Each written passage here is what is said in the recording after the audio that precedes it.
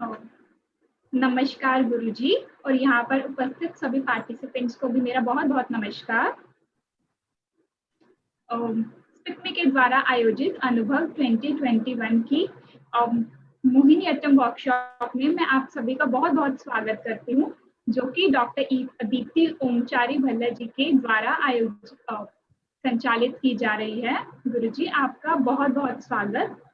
Start करने से पहले मैं पार्टिसिपेंट्स के लिए कुछ गाइडलाइंस देना चाहूंगी। प्लीज अपने कैमरे को ऑन रखें, माइक को ऑफ रखें और अगर आपको कोई भी क्वेरी हो तो प्लीज हैंड रेज कीजिए और I will unmute you and you can ask your question और please don't hesitate.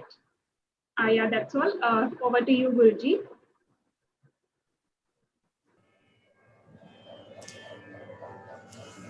Namaste to all of you. Thank you, Anjali. Once again, you have been an excellent comparer, I must say. Namaste to all of you, and I welcome you back to the third day of my workshop with all of you. And we will not only try to recapitulate what all we learned in the first 2 days, but also we try to move a little forward with 2 more parallels. Few the hastas, learning about hastas, and few other aspects of Mohiniattam as gradually when we go in the workshop. First of all, let us start with the prayer. For all of you, please fold your hands and just remember in your heart, just try to bring about peace and calmness. Remember any God, any deity that you have in your mind. Just remember, focus and say,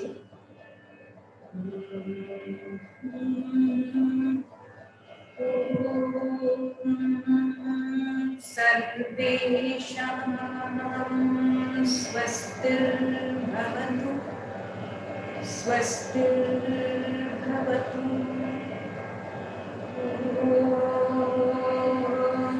Sarvesham shantir bhavatu, shantir bhavatu. Sarvesham purnam bhavatu, purnam bhavatu. Sarvesham mangalam bhavatu, mangalam bhavatu.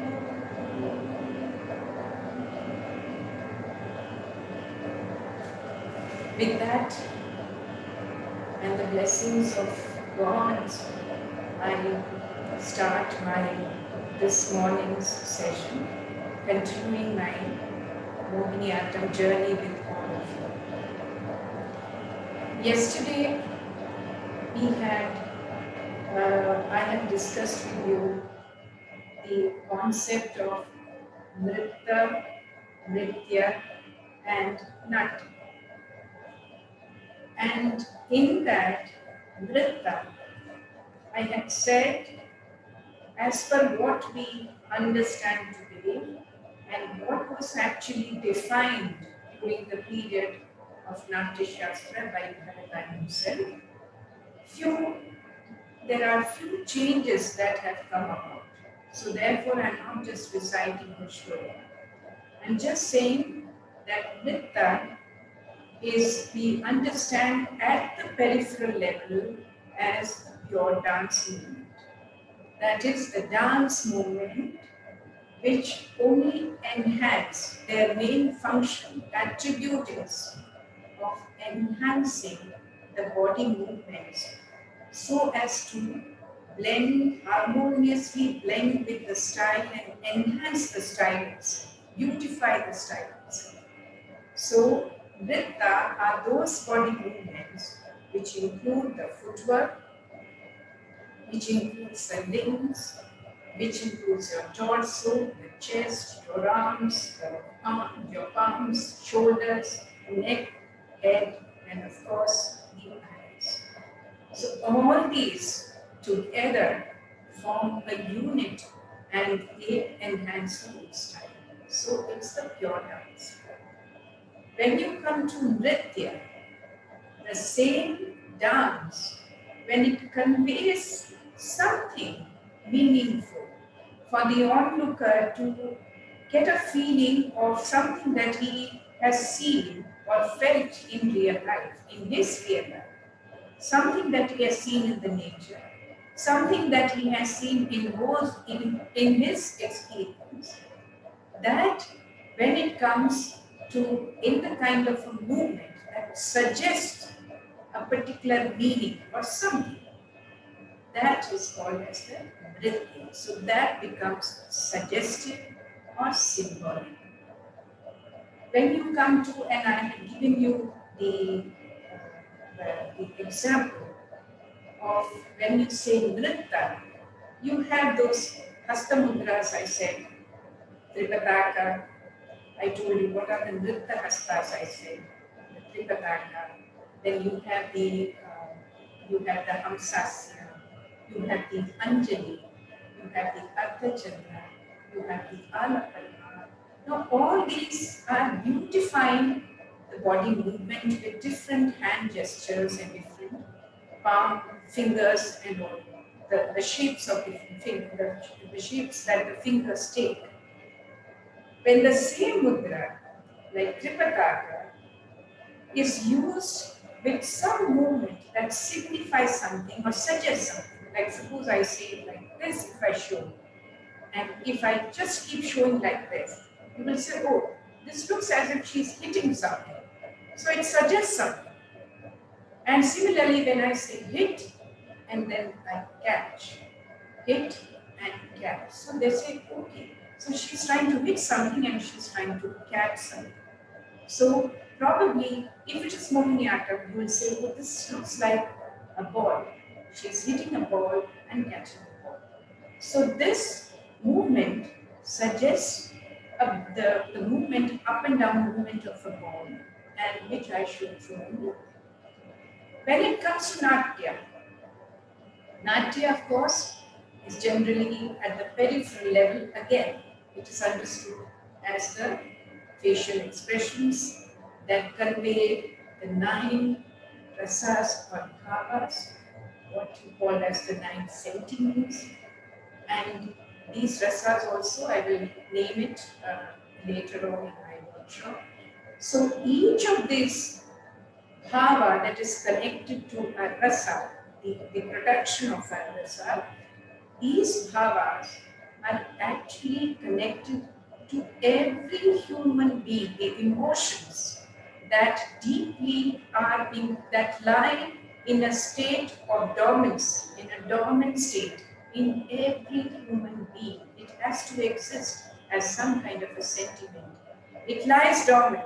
You may not all the time experience happiness or sadness or anger. It remains. These emotions are there.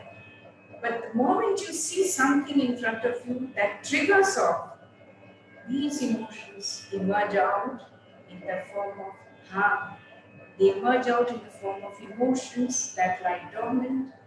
And when these emotions are acted on by a performer or a dancer, an actor, these emotions are capable of producing the aesthetic experience called as the rasa in the onlooker or the spectator. So bhava is something that you feel within, and that when it emerges out, the rasa that comes out is experienced by the onlooker. Now many a times that experience is of a different kind. See, sometimes what happens, you are dancing or you are singing. Suppose you must have attended so many, the Speakmaker has been organizing the music performances and concerts of several stalwarts. See, you must have experienced it yourself. That sometimes when they sing some music, some raga, maybe in the form of bhajan, maybe in the form of khayal, whatever musical form, the moment you hear that raga, the tears swell up in your eyes. One doesn't know, it doesn't happen. You are not conscious about it. It just comes out. You're so ecstatic with the manner in which the singer has sung that tears swell in your eyes. What is that? Is that not happiness? So out of happiness also the tears fell. So that rasa is very different from the bhava that the performer is actually trying to bring about. And another thing, these are all given in Natya Shastra. See, it is a text that it is so deeply embedded with so much of meaning that if you go by shloka to shloka, you will find there are so many interpretations that you can have in respect to today's context. So here, if the actor is unhappy, suppose my dancer, as a dancer, I am coming on the stage with a sense of fear or unhappiness.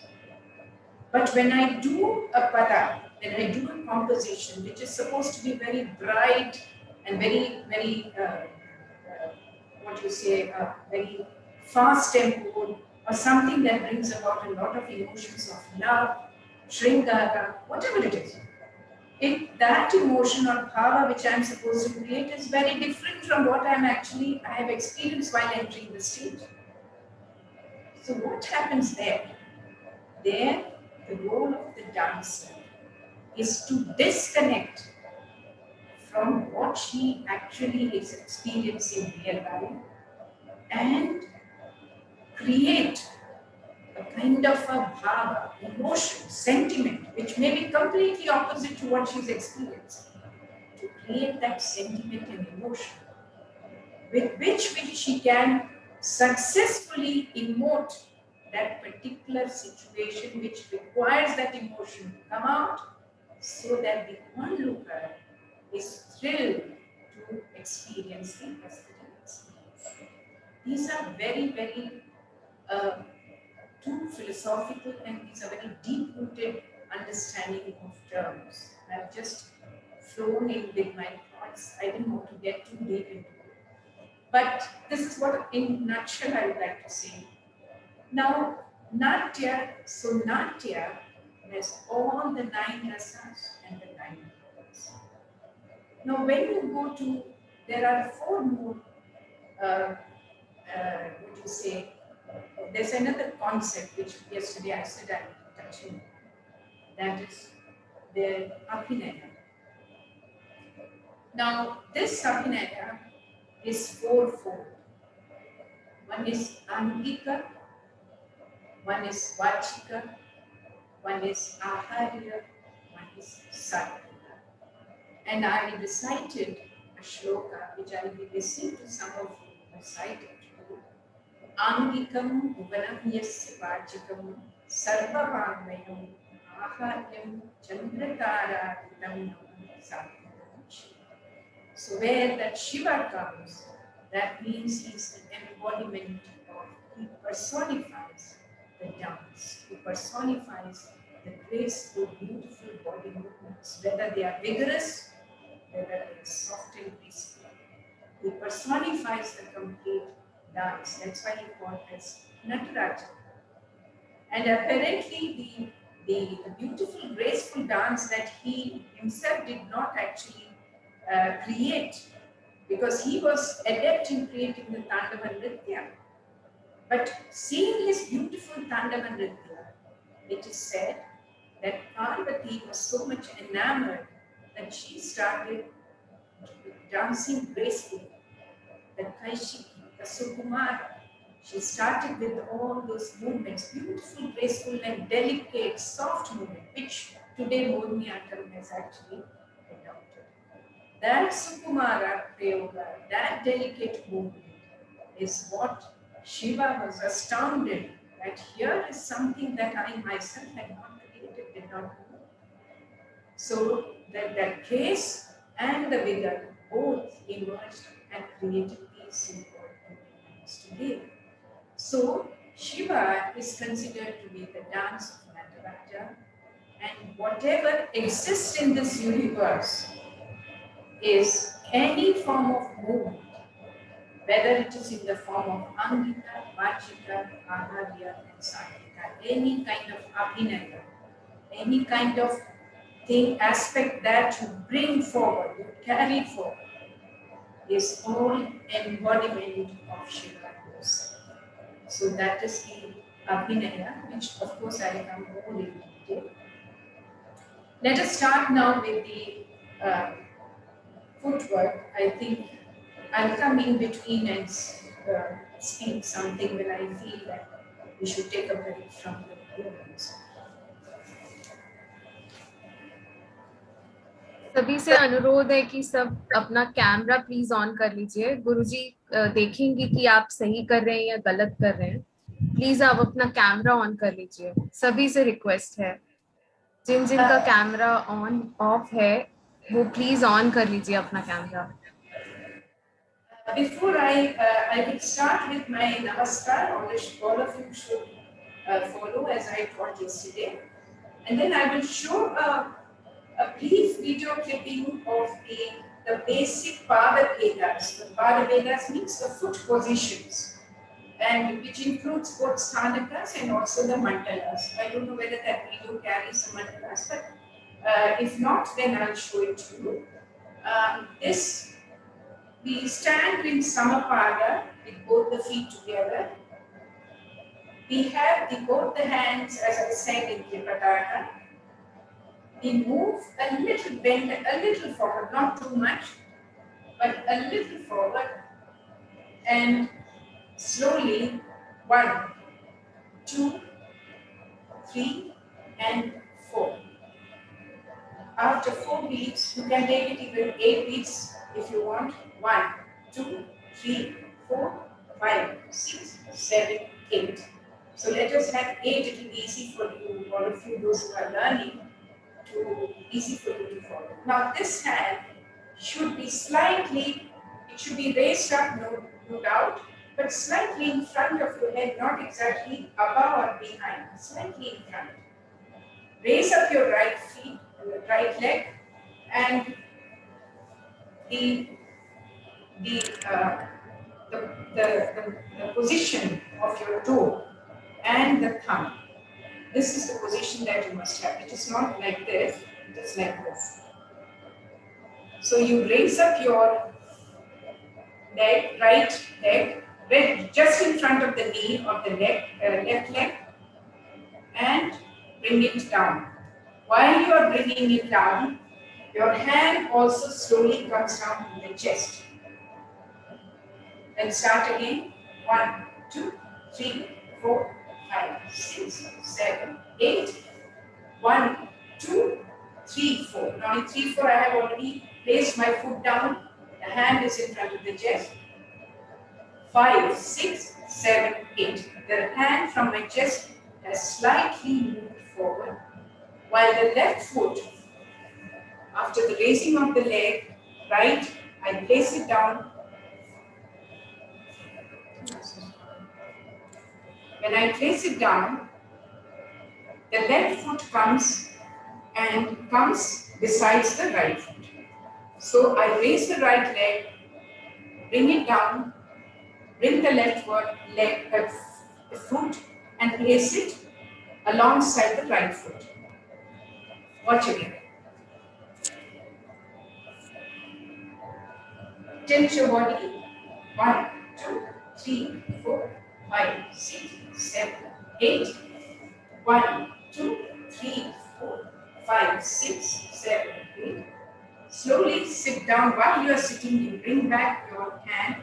4, 5, 6, 7, 8. You are sitting on your hip. Slowly get up. 1, 2, 3, 4, 5, 6, 7, 8. Bring both your feet together. Place it together. 1, 2, 3, 4, 5, 6, 7, 8. 1, 2, 3, 4, 5, 6, 7, 8. Watch again. 1, 2, 3, 4, 5, 6, 7, 8. 1, 2, 3, 4, 5, 6, 7, 8.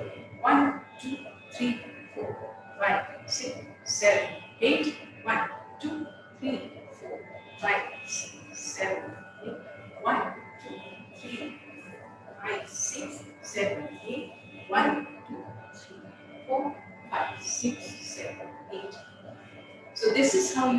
Namaskar. And I had told about the different bent positions of the knee. That was Sama and Kal, that is 1/4 bend, Ara, the half, 3/4, Utkal, and full, Uru. Full, 3/4, half, 1/4, straight. So these are the mandalams we call in Mohiniattam. They are called as mandalams. Of course, these are very different. The terminology is slightly different from many other dance forms. So you must be careful when you are talking about terms related to Mohiniattam. So these are the two important positions. Starting, I will show you that video first so that you are able to get a clearer picture of the Pada Bhedas.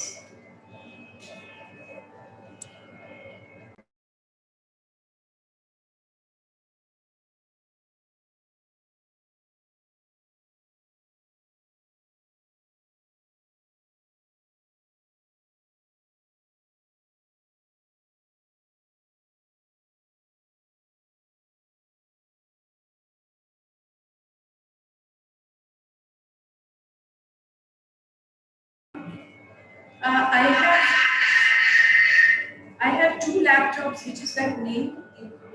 There is a Deepti Bhalla laptop. All of you, please look at that. And this I'm going to now close the video and the audio. Please look at the Deepti Bhalla laptop. The screen. Can you please unmute that laptop too? Unmute. Can you unmute the laptop? The Deepti Bhalla Anjali. Just the Deepti Bhalla laptop.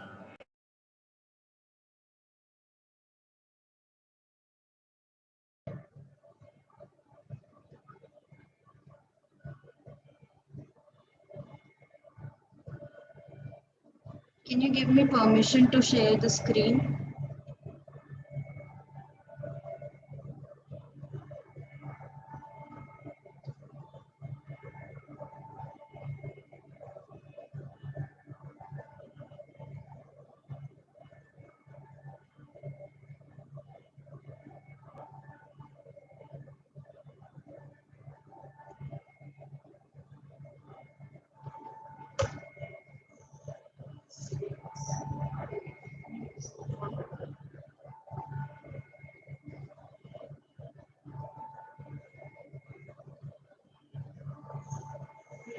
Mohiniattam, the dance of the enchantress, is one of the most beautiful female classical solo dance form of Kerala.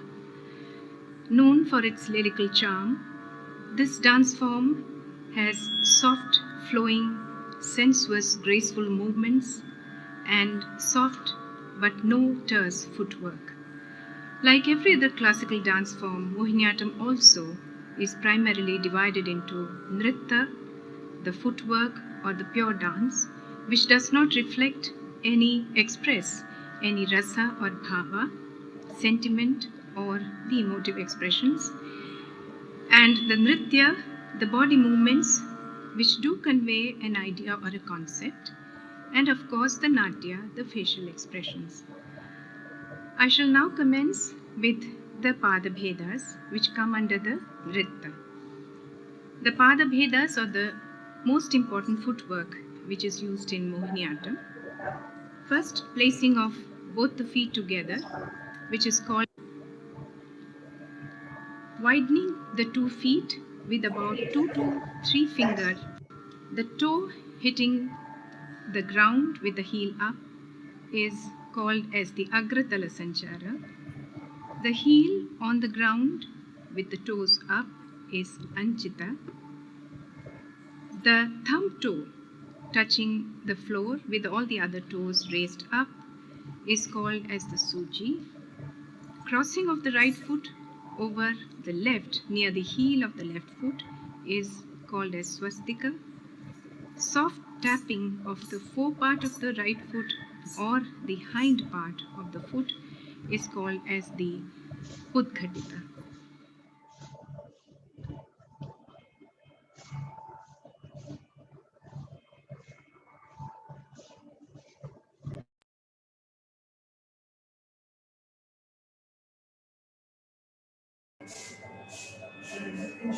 Thaganam also. Yesterday, I had in the 2 days I had shown there were four categories of these adavas: Thaganam, Jaganam, Thaganam, Samish. So in the Thaganam category, I had shown two important movements. That was Tei, Tei, Te, Te. It went off Tei, Tei, Te, Te. That was the first. The second one was Te, Ta, Te, Te.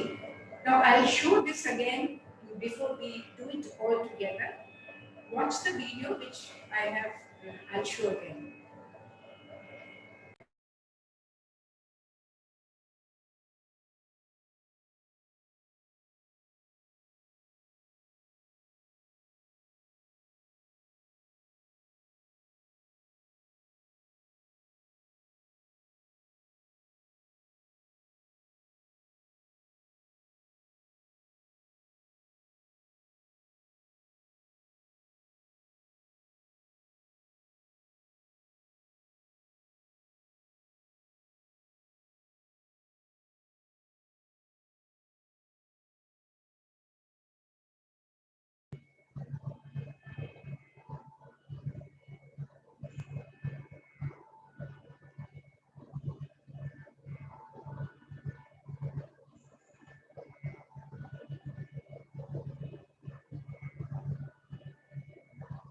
Next, we come to the adavus.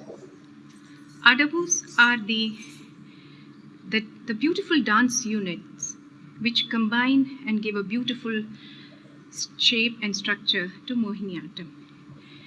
The adavus in Mohiniattam have been divided into four divisions: Thaganam, Jaganam, Dhaganam, Sammishram. I would be presenting some very important and most commonly used adavus in Mohiniattam. The first category, which is Thaganam, I shall first recite and then show the foot movement, followed by the hand and the body movement. Tei, Tei, Ti, Ti.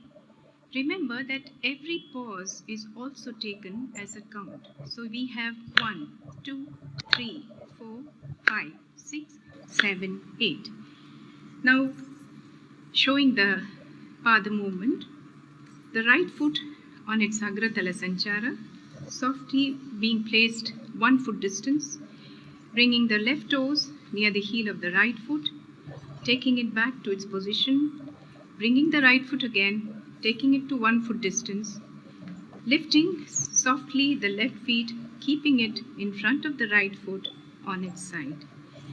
So let us see how the Vaitari goes. Tei, Tei, Ti, Ti. The important hand gestures which are used, or hastas which are used, are Anjali, Tripatakam, Hamsasyam, Alapadma, Ardhachandra, Mushti.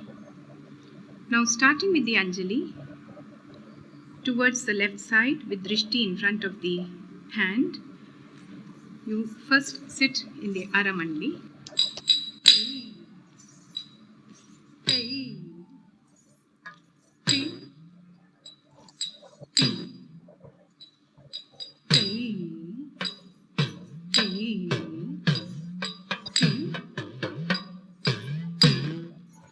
The next is Ti, Ta, Ti, Ti.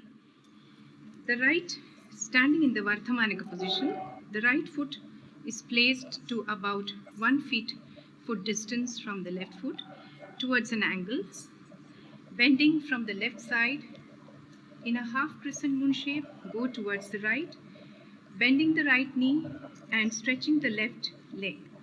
Come back in the half crescent moon shape, rotate the right foot behind the heel of the left and hit it twice.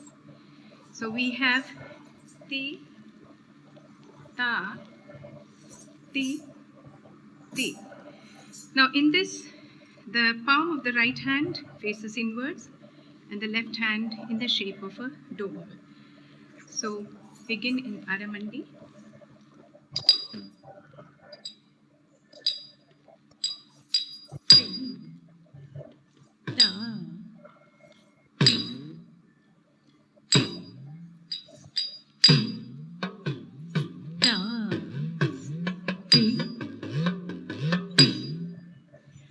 The third one,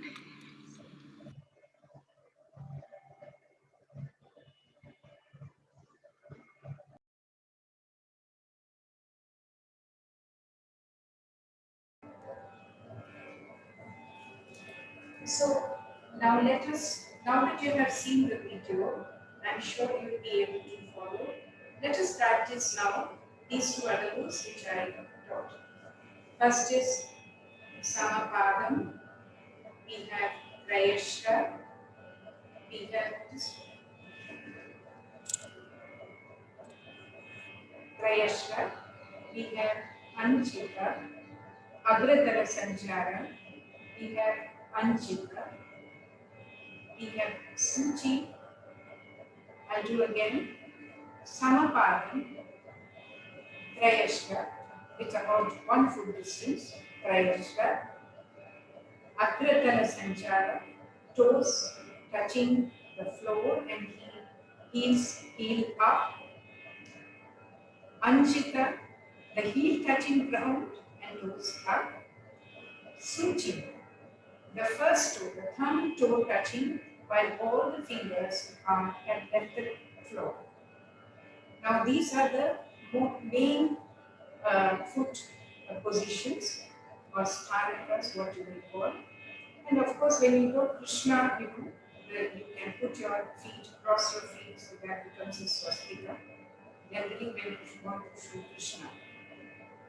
Then the important foot movements are the Nagabandham or Sarvapadam, which is like a snake, goes in Anchita, in Agratara Sanchara. Then the left foot again, the right foot again, the left foot again. So this movement is a very typical movement of Mohiniattam, which is again full of lasya and bliss. Sarvapadam, then you have the Mayura Padam, wherein you go on your tiptoes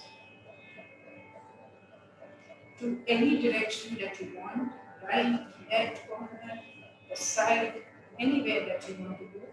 This is the tiptoeing, that is Mayura Padam. Then you have the Mandaka Padam, the frog's leg. You have first to stand, softly stand the right foot, jump on the right and sit down. Stamp the left, jump and place the right foot alongside. Hip, hip, pin, down. Hip, hip, pin, down. Hip, hip, pin, down. Now this is a movement that takes you forward. 1, 2, 1, 2, 3. 1, 2, 3, 4, 5. 1, 2, 3, 4, 5. 1, 2, 3, 4, 5. That is the Manduka Padam. Then you have the Hamsa Padam, of course. These are the 3 main Padams. We will just focus on, in this workshop, we will focus only on these 3 Padams. Now I will ask my students to show the Padams again. The Pada Vedas, just the Pada movements, the Pada Vedika.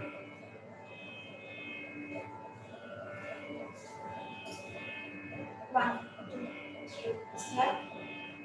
Sarvapadam.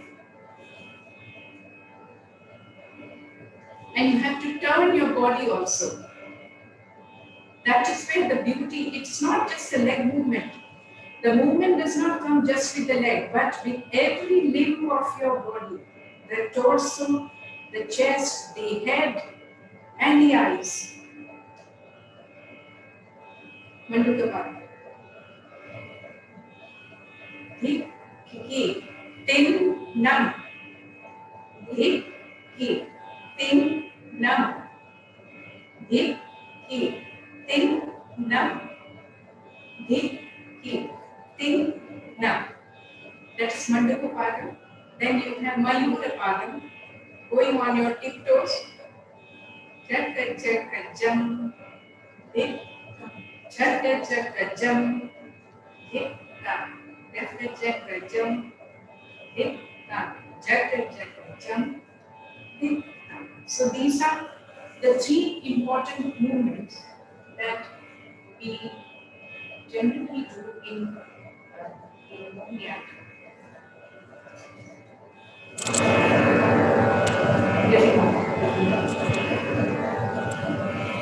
Now let us see the next movement.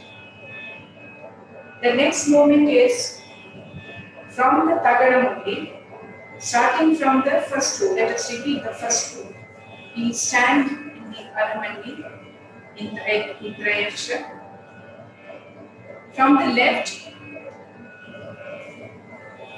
they, right, they, left, we, they, they, they,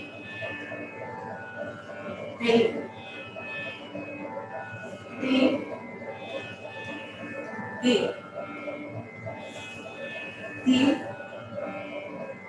back, they,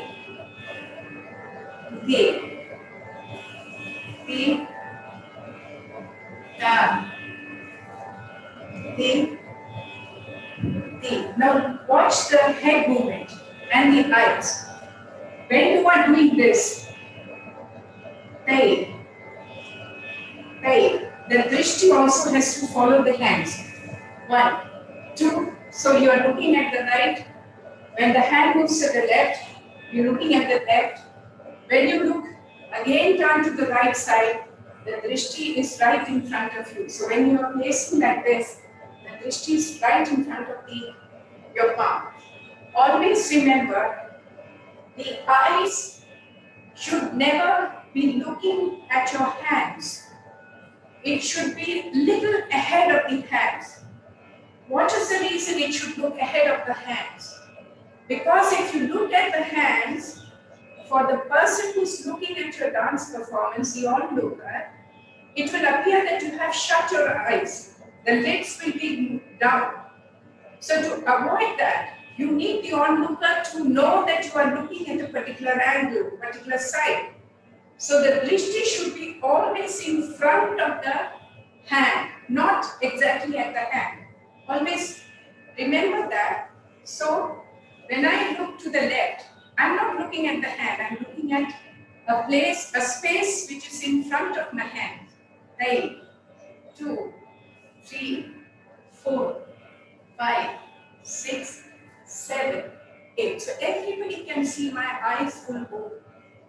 That is the way you have to use the drishti prayogas. Similarly, here also in Mohiniattam, there is no movement that starts from the static position. You have to take a slight turn to the left side, the opposite side. Then only you get a curve. Otherwise, if I start doing this, there is no curve. To bring about a curve, whenever you start a movement, you have to take a curve from the opposite side, move to the side that you want to move. Similarly, you come back and then finish your movement. Similarly, if you want to move to the left side, you have to take a slight bend from the right side, and then only you need to move to the left side. Now this is a kind of a half crescent moon shape. So Mohiniattam is all about the crescent moon shape and the complete movement, the full moon. We call it as Valayam and Antolika. These are the two terms we use. So everything is about the sway. It goes like this, comes like this, then It goes like this. All these movements are there in Mohiniattam. If you are not careful about the manner in which you tilt your body, it looks very unaesthetic. It looks sometimes very funny and exaggerated. So, whenever you are doing a movement, ensure that there is a grace in whatever you are doing. There should always be a grace, and it cannot be too much of an exaggerated movement. Movements need to be very, very subtle. It should be very, very subtle when you are doing, so that the onlooker gets a feeling that, oh, this is something which is so wavy, which is so soft and flowing. That flowing mood, the flowing mood should get into the onlooker. That's just what Mohiniattam is all about. Now, this I had already shown. Now you have, I show the third article. That is, okay, I can take the Jagatima. I'll take one more movement. You see, I told you the Mayura pattern, that is going on a tiptoe. So here, you are taking a movement. You're taking a movement on your tiptoe, and then you bend to the right side with 1 foot on Trayasha, 1 foot on Trayasha, and the other feet on, you are on Anchita. So, Jagga, Jagga, jump, hit, down. Jagga, Jagga, jump, hit, down. 1, 2, 3, 4, 5, 6, 7, 8, 10, 11, 12. 1, 2, 3, 4, 6, 7, 8, 9, 10, 11, 12. 1, 2, 3, 4, 5, 6, 7, 8, 9, 10, 11, 12. So this is another Mayura Padam coming in this movement. I will show you that if it is there in the Now here you use the hand, both the hands. Can you hear me, Anjali? Am I audible? Yes, ma'am, you are audible. So both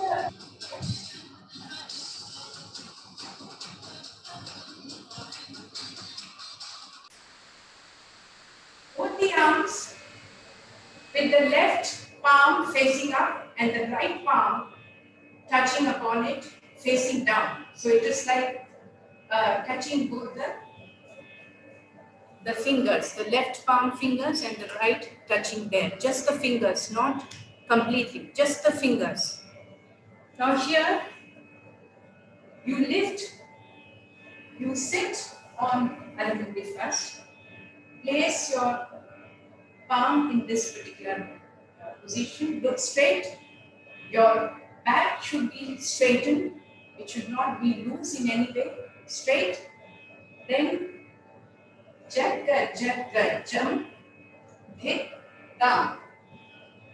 Jagga, Jagga, jump, hit, down. Jagga, Jagga, jump, hit, down. Jagga, Jagga, jump, hit, down. So how do you take your hand? Your hand,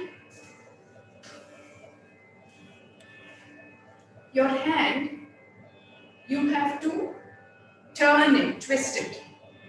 And this palm, the left palm which was facing up, now goes down while the other goes up. And then you stretch it. The right goes back, the left goes forward. Bring it to the right side, touch, get the opposite, and bring it to the back and front. Then the right placed on the left, opposite, you stretch it back.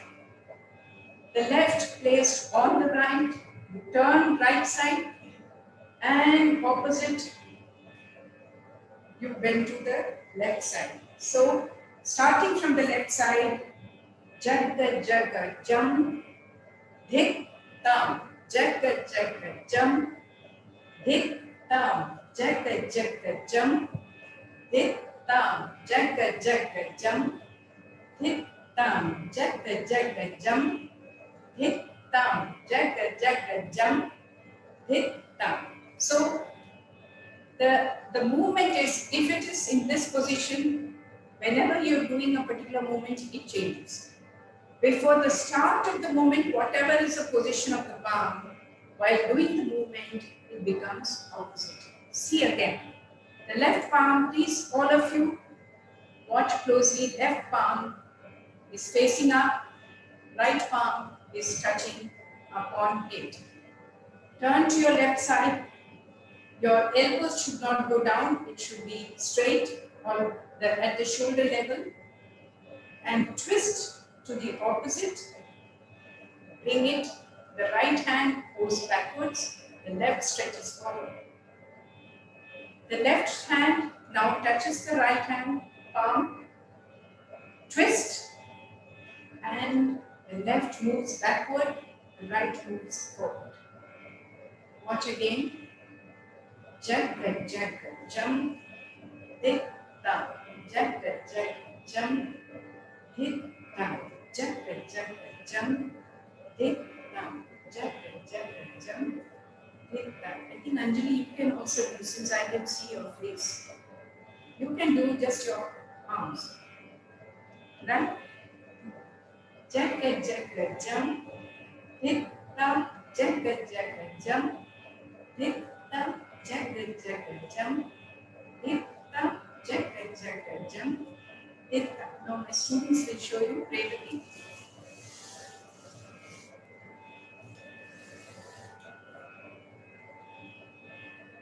One, two, three, start. Jagga, jagga, jump, hit, down, jagga, jagga, jump, hit, down, jagga, jagga, jump, hit, down, jagga, jagga, jump, hit, down. Okay, is Surabhi there? Yes, ma'am. Yes.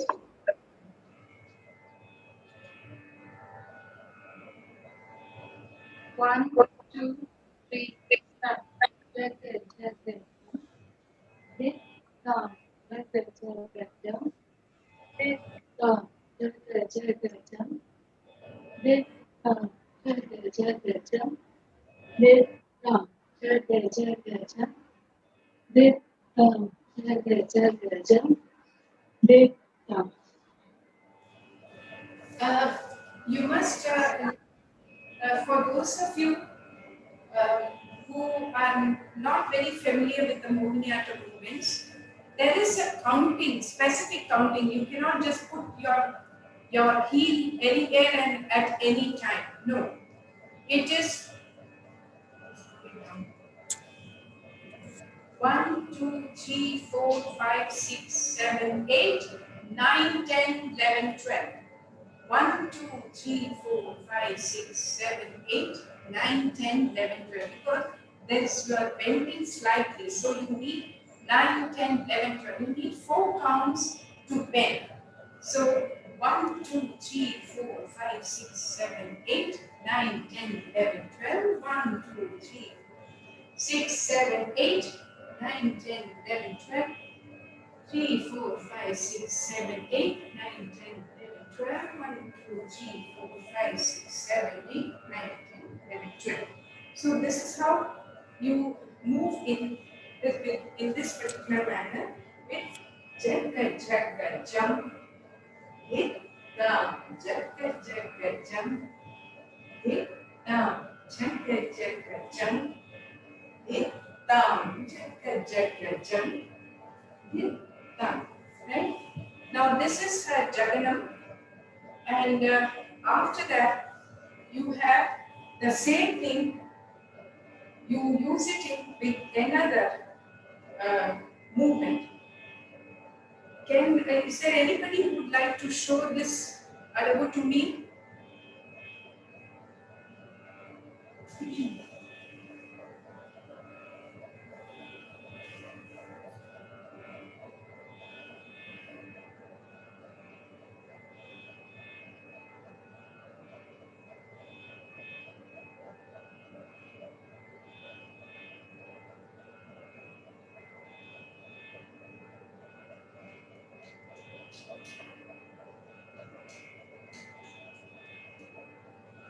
Anjali, can you ask somebody to join in? Anybody?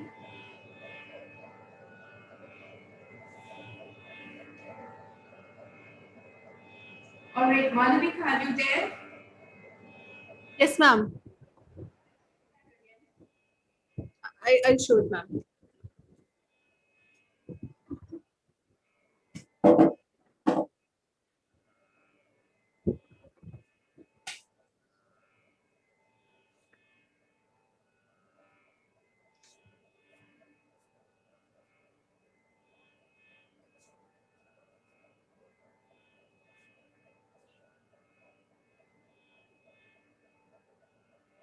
One, two, three, start.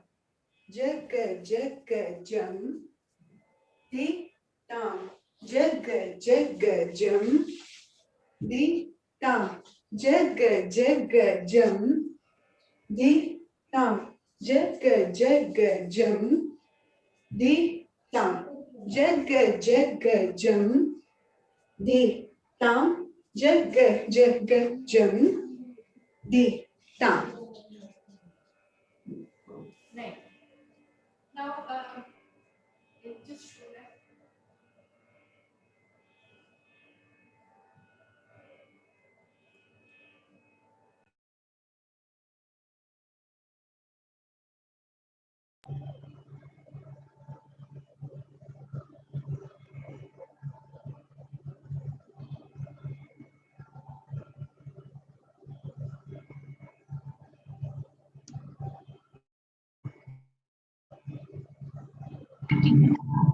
Tap.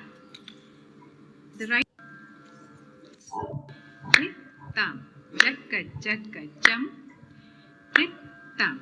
This is on the Mayura Padam, which is also Veganichari. Jatka jatka jump. Hit tam. Jatka jatka jump. Hit tam. Jatka jatka jump. Hit tam.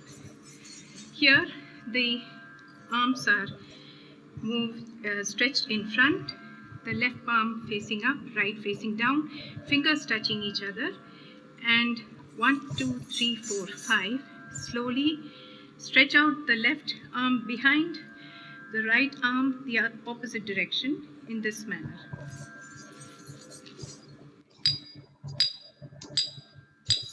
Jagga jagga jam, ditta.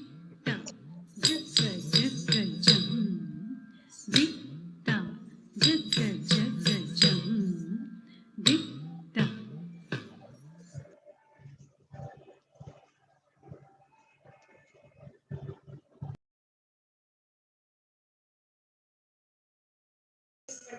Particular who also finishes in this, I'm not sure that. I'm just taking this simple movement so that those of you who are learners, they need to learn first this movement before we go on to the next movement. So we will start that again. 1, 2, 3. Start. It is right in front of you. Turn to your left side, placing the left palm above, right palm over that. Turn to left side. Jagga jump, hit down.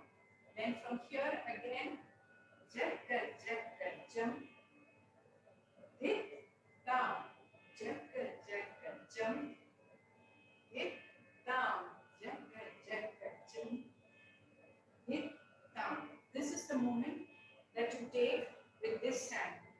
But there is another movement with the same hand that has a different footwork. That comes in another category which we call as Dhaganam category. So here we lift the right leg up, tha, num, tha, ta. It's the same Anjita. Then flatten your foot. He, ta, num, ta, he, ta, num, ta, he, ta, num, ta. So the end is always in this Anjita. You lift up, take it to at least 1 foot distance. Place your left feet in Agratara Sanchara pose on the floor and flatten your right foot. Lift your left leg, move towards the left side, place your right foot in on toes, and the left foot comes to the side in Anjali.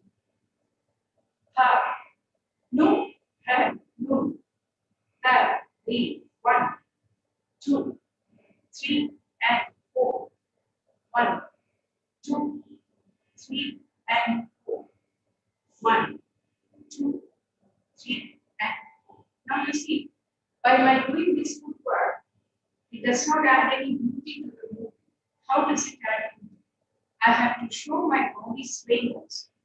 1, 2, 3, and 4. Slightly I have to bend to the right side. Similarly, I move straight up. 1, slightly bend to the left side, and little more to the side. Again, I stand facing forward. 1, slightly move to the right side, bend, and completely bend to the right side. I look straight, bend to the left, and to the left, and still further curve down. This is how your body moves. Ha, look, head, look, there, in, step, head, move, there, in, move, head, move, there, in, step, head, move, there. So there is a moving swaying of your body. You are standing straight, then you slowly curve down to the right, then you move on to straighten your body, slowly curve down to the left side, come to the straight position, slowly turn down to the right side, straighten your position, go to the left side, and that is how it has to be. And when you are moving, what about your neck and your head? So it is ha, no, ha, move, ha, so no, ha, move, ha, heel, ha, ha, move, ha, ha, no, ha, move, ha, So there is a neck movement as when you do that ha, no, ha, move, ha, that hand, move, that ha, no, hand, move, that hand, move, that Even at the end, you can have the head. Wherever, I don't say that you have to be very focused about the head or the head.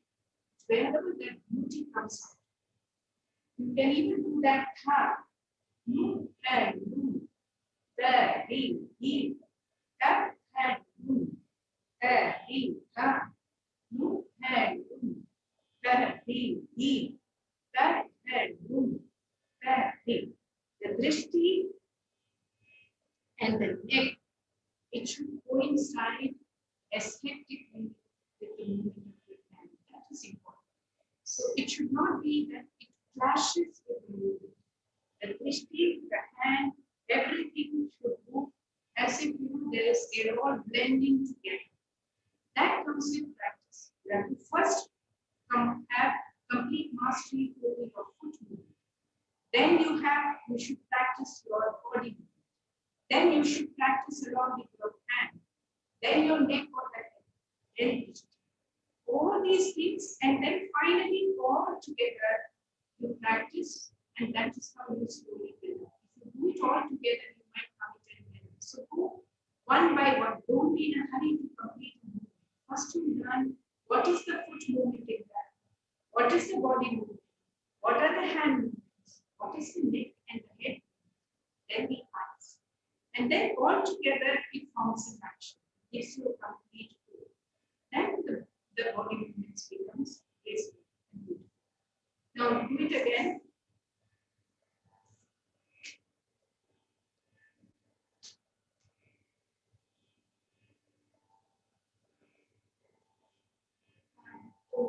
3, 4, 5. There. There.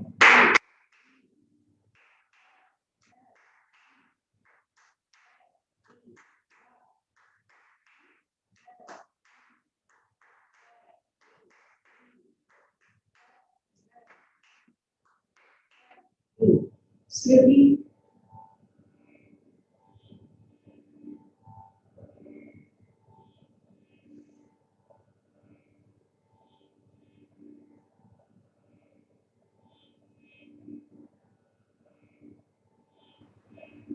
Yes, ma'am. Yes.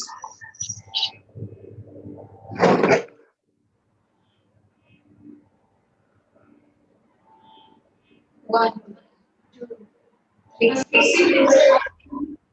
you sit the other one. Yes. One, two, three. Start. The. No. Her. No. The. The. The. The. The.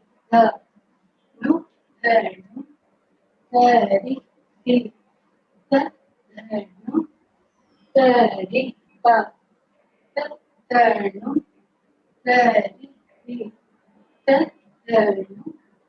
The. The.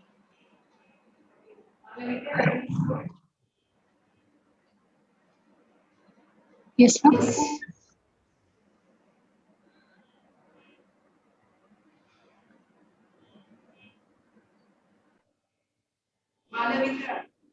Yes, ma'am.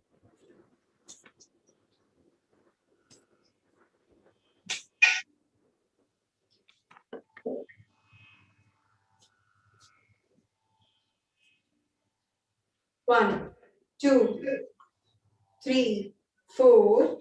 Dha. Nu, the, num. The, ri, dhi. The, num. The, ri, dha. Nu, the, num. The, ri, dhi. The, num. The, ri, dha. Nu, the, num. The, ri, dhi. The, num. The, ri. So, from the beginning, now let me put this into the melodic form.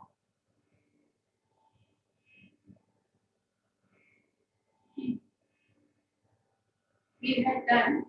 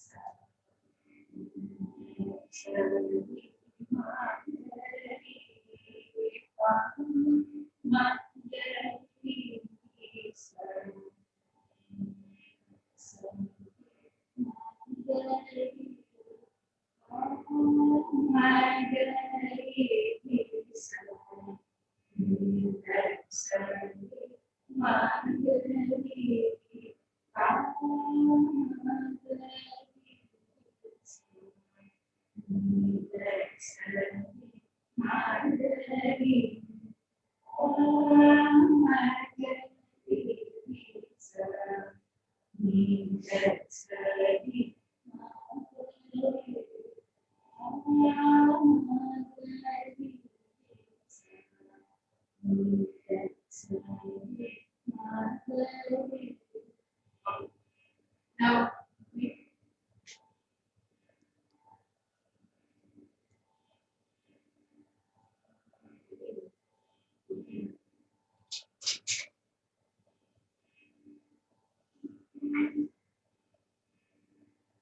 one, two, three, start. First, we start always with the neck and eye movements. That's most important.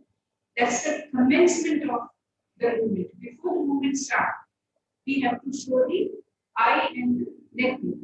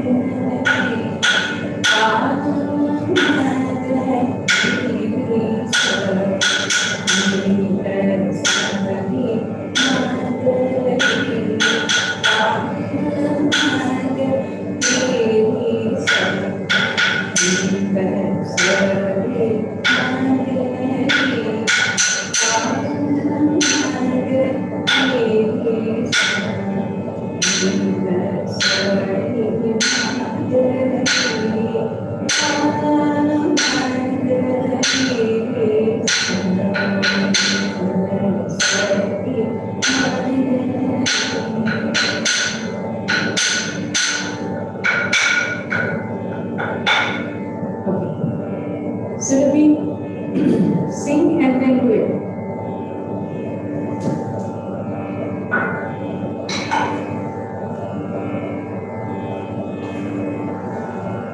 Yes, ma'am.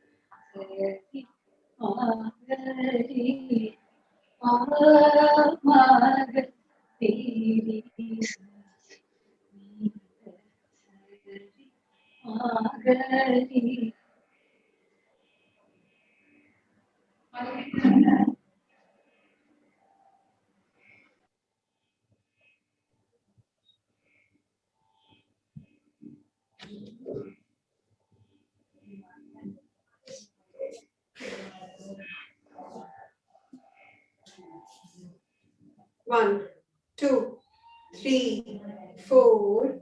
Pa ma ga re re sa ni ga sa re ma ga re. Pa ma ga re re sa ni ga sa re ma ga re. Pa ma ga re re sa ni ga sa re ma ga re. Pa ma ga re re sa ni ga sa re ma ga re. Pa ma ga re re sa ni ga sa re ma ga re. Pa ma ga re re sa ni ga sa re ma ga re. Pa ma ga re re sa ni sari magari pa magari ri sa ni sari magari pa.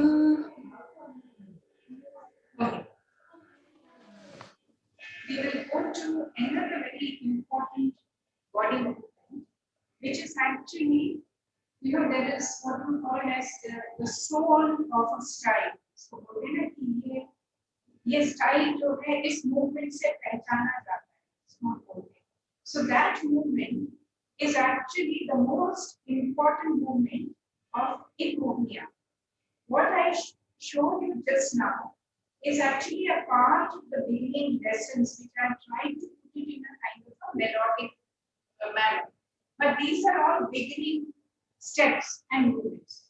Now, this particular movement is the soul of Mohia, which of course comes gradually once you have done all the footwork, all the body movements. That's when you start this particular movement, because it requires a lot of understanding of the body parts, the body movements, the footwork, and the body. So here you are sitting in this harmony. You take your left leg forward and you slightly glide up, glide down, move up, move down on your anchita, and the right goes behind on your toes. Watch again. Glide your left foot forward, move up, come down, move up, and slightly bend to that side with the left foot on your anchita, and then bend to right side with the right leg, right foot in on your toes, behind the left foot. The right foot comes behind the right foot in Agratala Sanchara, the toes. Watch again. 1, 2, 3, 4, 5, 6, 7, 8. 1, 2, 3, 4, 5, 6, 7, 8. Now, how does the hand move? Both the hands are in Hamsas. You slightly bring it down, and take it to your shoulder level in front of on the right side. Bring it down near your chest, and the left hand moves up in under Ardha Chandra in this particular manner. This is how the arms have to be folded. The right remains wherever it was. So I'll show you the hand gestures. This is Hamsasana in front of your chest.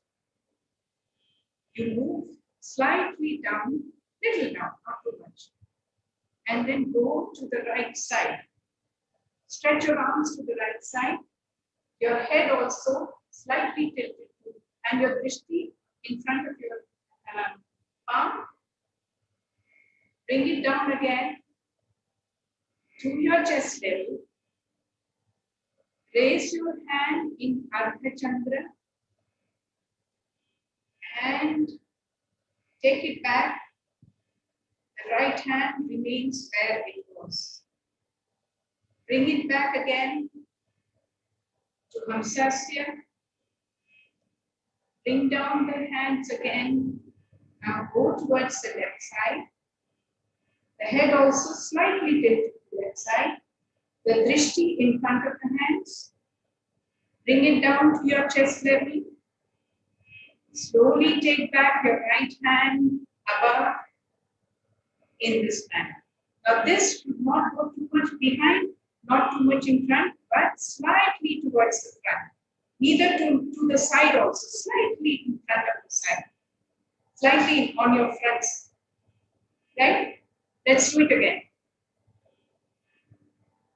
1, 2, 3, 4, 5, 6, 7, 8, 1, 2, 3, 4, 5, 6, 7, 8. 7, 8 you can begin now. Again, let's start again.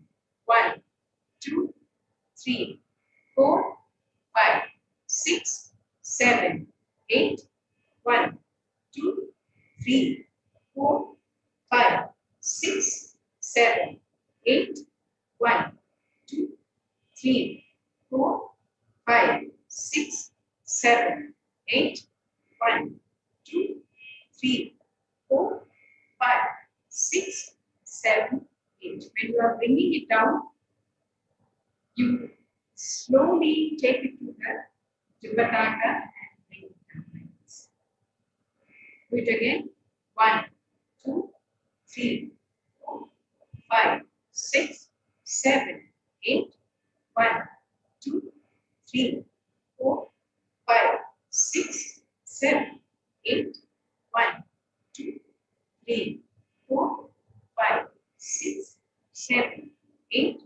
1, 2, 3, 4, 5, 6, 7, 8. Now, when you are doing this, you can, as you are taking this, you must also move your neck. That's very important.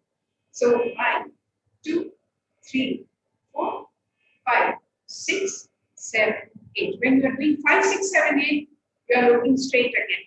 It is Samadrishti. Right? Have you understood the hand movements? Now let us try with the foot and the hand. So we have 1, 2, 3, 4, 5.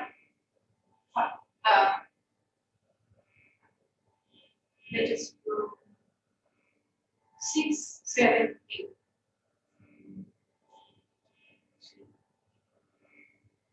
Need this and we should come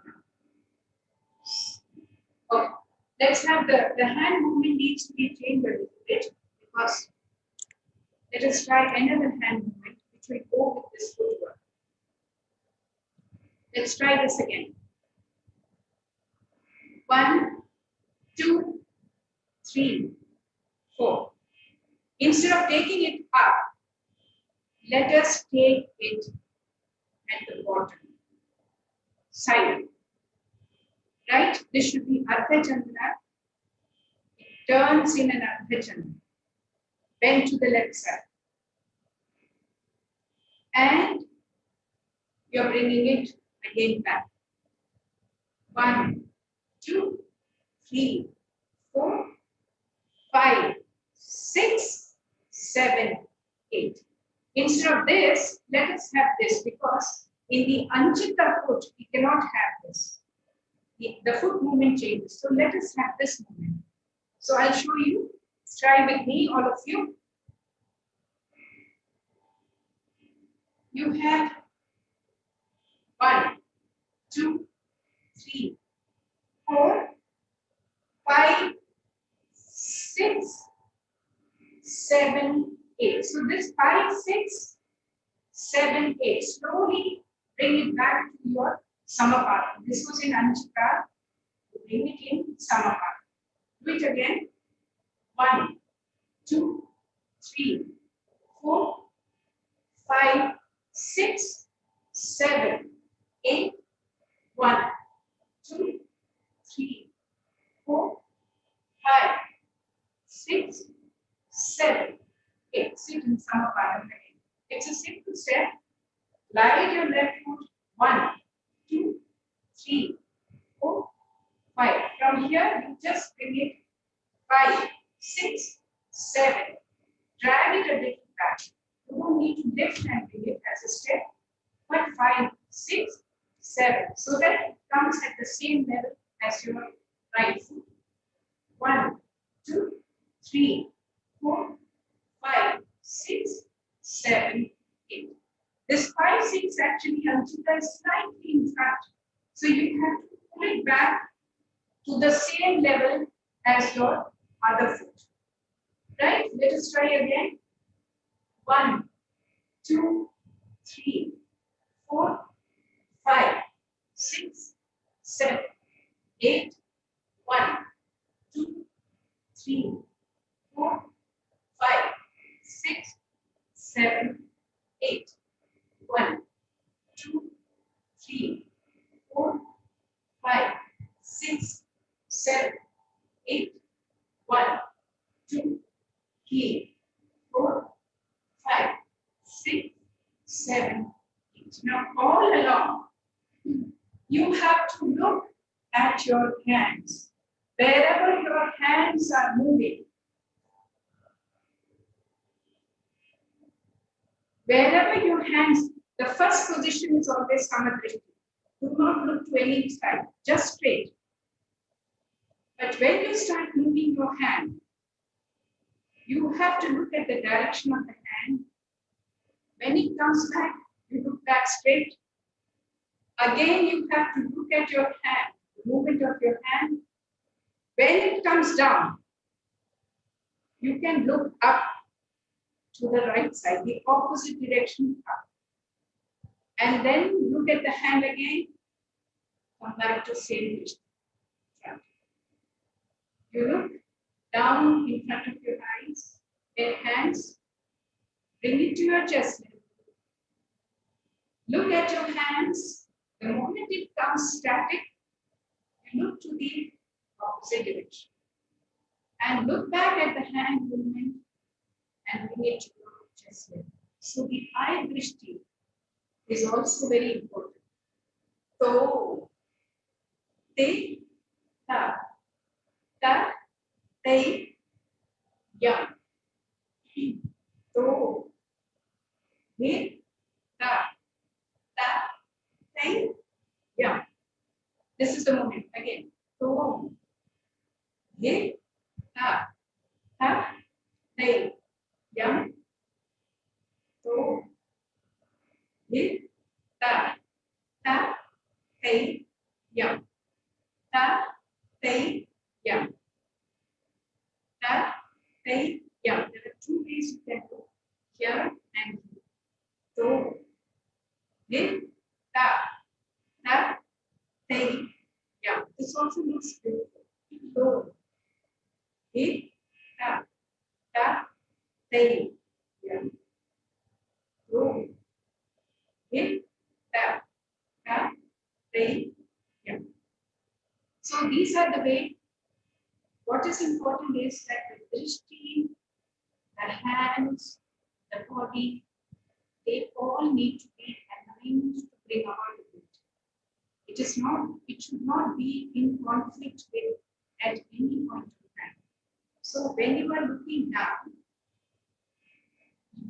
the softness of the subtleness of your drishti also should be there. The drishti should not be too bold, just be very soft like the movement of your hands. So, hit, tap, tap, tay, yum. Tap, tay, yum. So, hit, tap, tap, tay, yum. So, if you are looking to right side in front of your hand, then you have to look at the movement of your hand. Suppose if you are looking at the opposite direction, then you need to just bring your drishti down. These are the two ways of doing this hand gesture.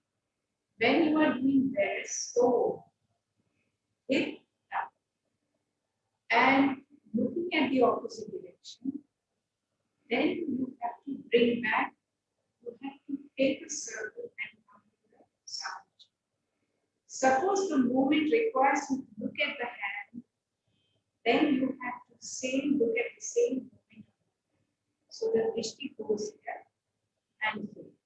If the drishti goes to the opposite side, then it comes straight down. So these are two ways of looking at the movement. Let us do it.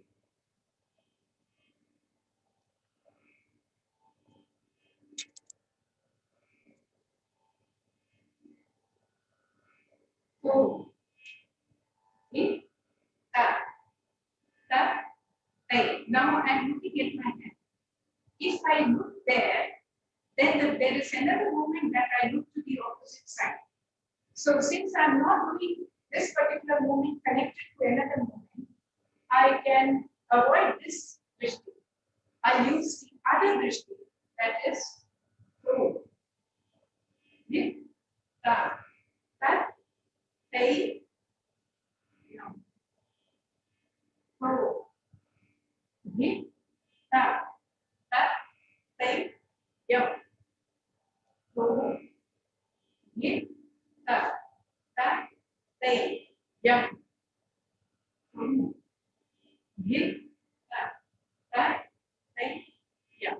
I hope you understood. There are two ways, the same movement are done in two ways. I have shown you the first way, where the drishti is looking at the hand, towards the hand.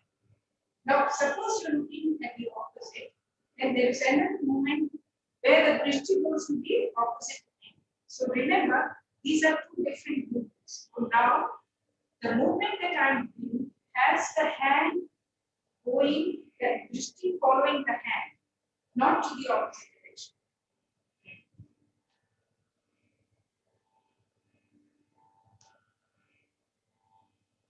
One, two, three, start, two, with, ta, they, young.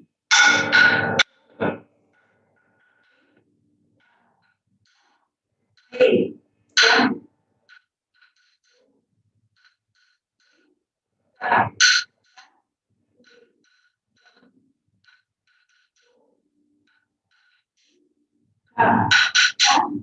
Hey.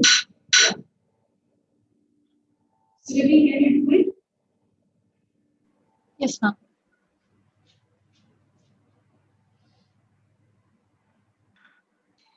One, two, three, start.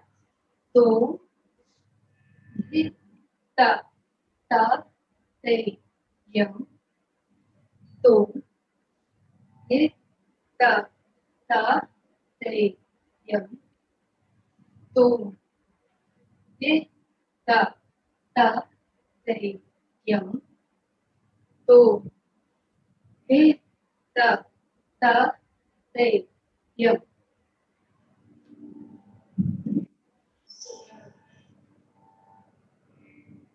I will. Yes, ma'am.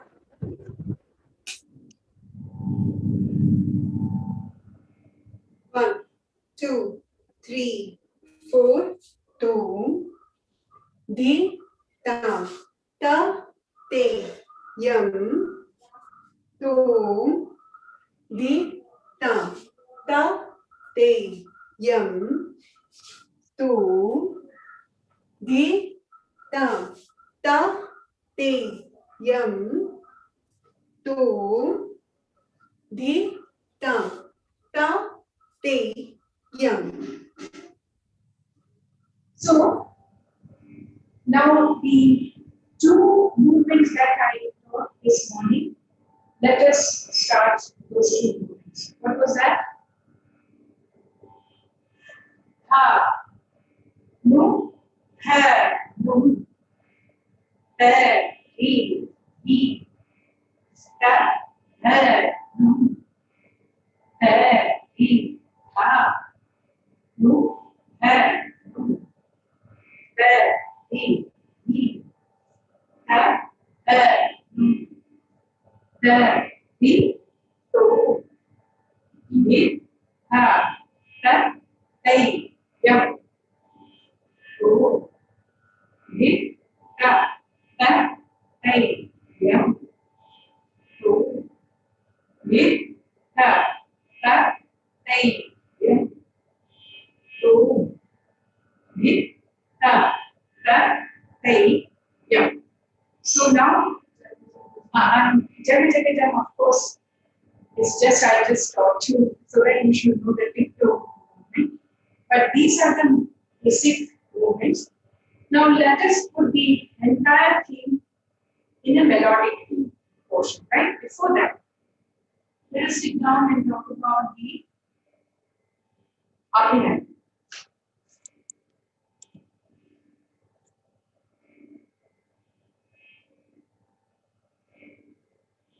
Now, as I said,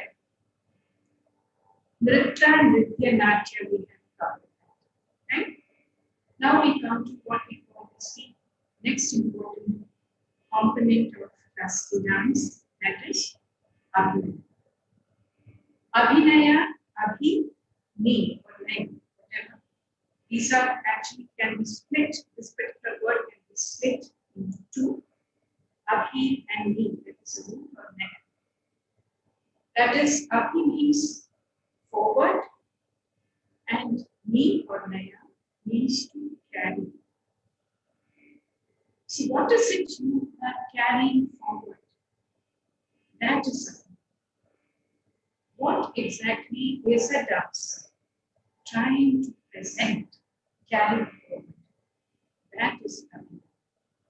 And this Abhinaya has been divided into four different categories: Angikam, Vachikam, Aharam, and Sa.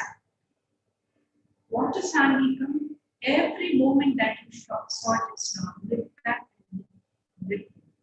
That is all belongs to the Angikam, your head, your eyes, your shoulders, neck, chest, or which we actually in the dance, the classical dances are divided into Anga Pratyanga, the main body parts, the sub parts, and the sub parts and the parts which are sub to them. So, Anga, Upanga, Pratyanga, these are the three main divisions of the body part. Now, in the Angika, a complete essence, a complete totality of the different movements that adopt these three Angas, Anga, Upanga, Pratyanga, in various manner, becomes the Angika Pratyanga. Then we have the Vachikam. Vachikam, because these four terms were actually defined by Bhalla in his Natya Shastra. Natya Shastra being primarily a text on dramaturgy, Vachika, that means the verbal dialogues, are the most important, also a very, very important component of Abhinaya. Without the dialogues, how could you actually bring about a dramatic presentation? It would become a mime. So those dialogues that were to be rendered, what kind of a tonal quality should come into being? What are the different accentuations of your voice? The softness, the subtlety, the boldness, the harshness, all kinds of this rendering of a dialogue, all come under the Vachika. How forceful you should render a word, how subtly you should render, or how much restraint should you use in the force with which you are expressing a word. What force should it be? Should it be very forceful? Should it be less forceful? Should it be subtle and soft? All these things come under the Vachika. All these also require practice and training. Then you come to the Aharya. Aharya, you see, every dance form, classical dance form, belongs to a particular region. That region has certain specific customs and traditions. So when you say specific customs and traditions, the food habits are different, the mannerisms are different. You know, sometimes there are some, in some states when you go in some regions, you know, people are very, they use a lot of their hand when they are speaking. In some places, they use a lot of voice, boldness in their voice. So these variations, they happen from region to region. They because of the customs, the traditions, the culture, the language, then the festivals. All these things bring about, and also the environment, the atmosphere, you know, the climate. The climate in a region also plays a very, very important role in your area. The surroundings play a very important role. Whether you come from a region where there is too much of religious activity happening there. That reflects on your costume. And too much of puja and all that, that reflects on the costume. Sometimes, like in the people in the region of Kerala, where it is very warm and sultry, you cannot afford to wear a very heavy dress. You need to wear something which is light, like a off-white saree. You must have seen the Kerala dress is all off-white, because basically that is a region which is very warm and too sultry. So you can't wear something heavy jewelry or a heavy costume. So Aharya reflects all the regional customs and traditions and the jewelry, everything of a particular region, that gets reflected in the Aharya. So Aharya is equally important. For instance, suppose I am doing Mohiniattam and I start wearing a costume and jewelry that say Manipur or say Kathak.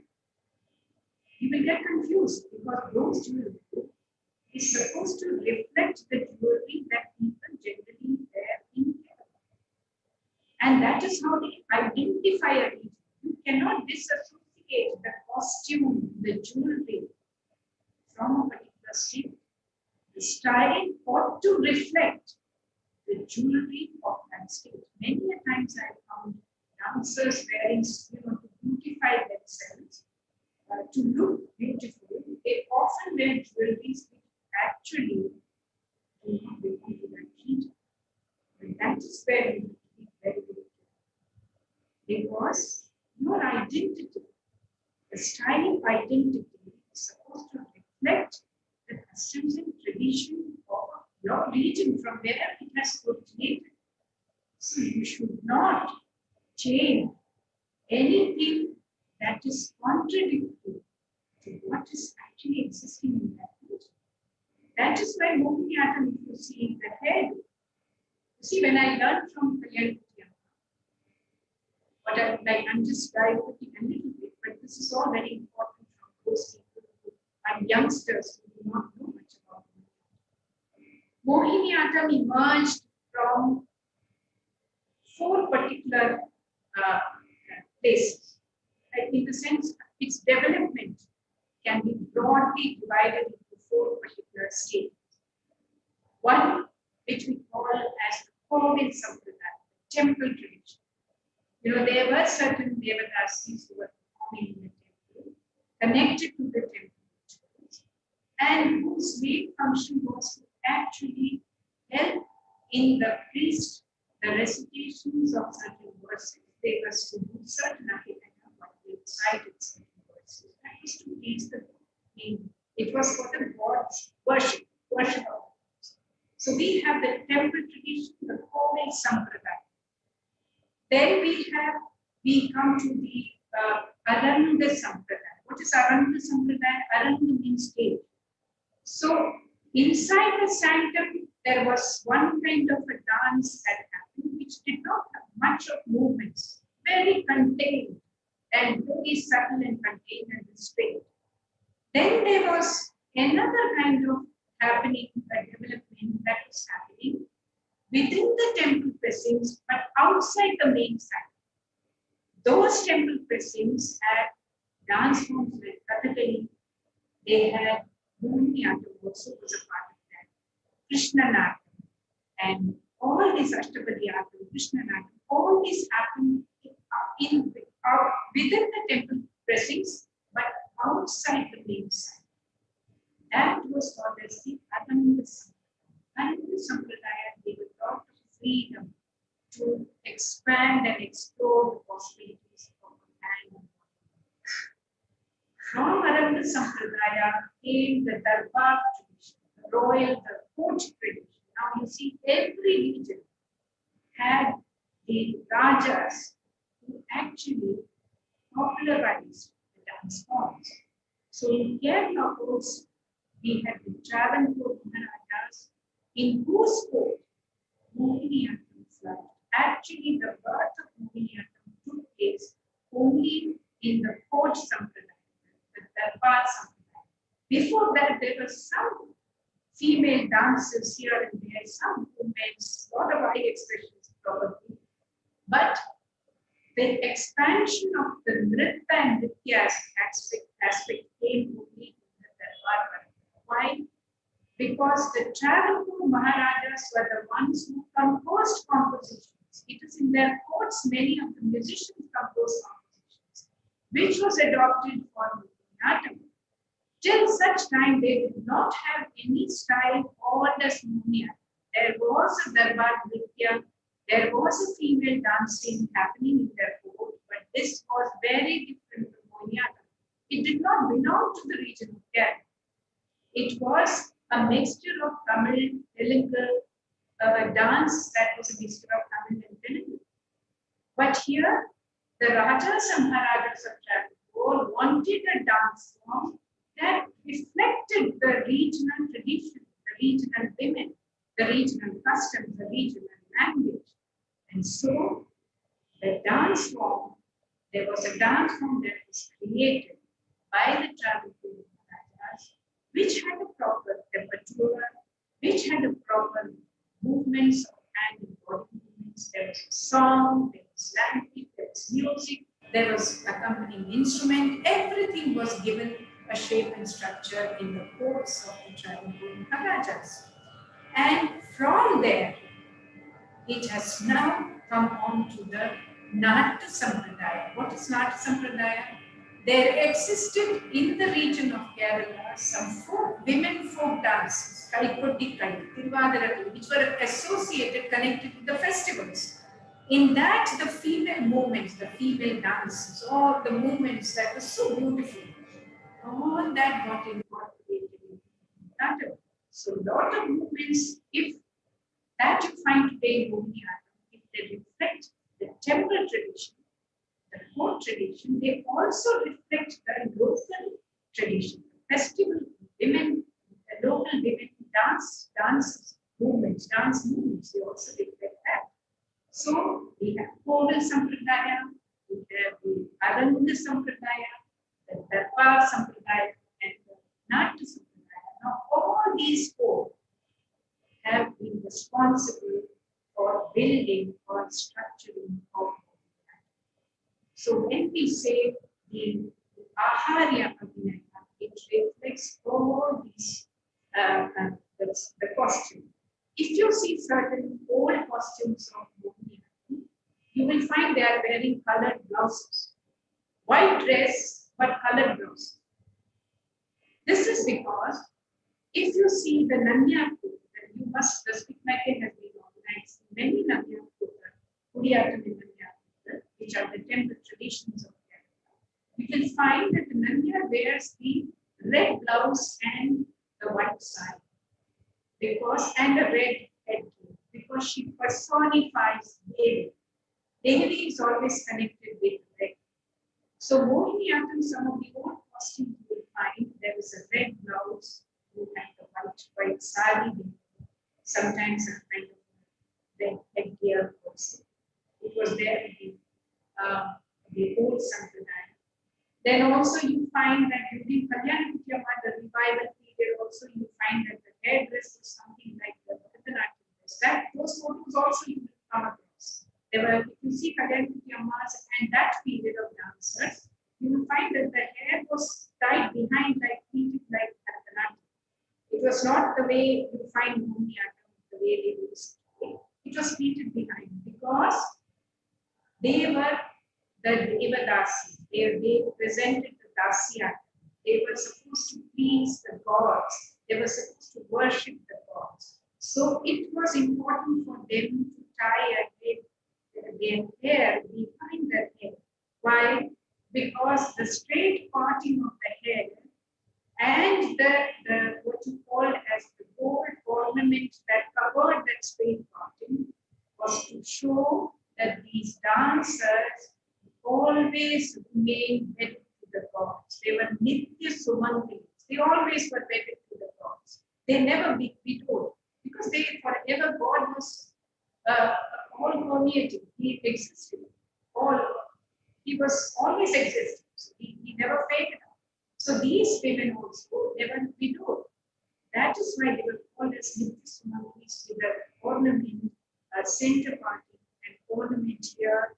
And on the two sides, you find this two, Surya and Chandra, because these two ornaments are very important to Mohiniattam, because at that time the Dasis were supposed to prostrate and bow and take the blessings of the Surya Chandra, all the gods, before they started their performance. So the Surya Chandra was bowing before these planets, before the gods, before they started the dance.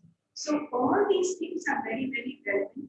Gradually now we have brought about certain changes in the Mohiniattam headdress, the dresses and all that. Now, this is, I was a little diverting from the Aharya. So, Aharya actually is supposed to reflect the regional identity of the people.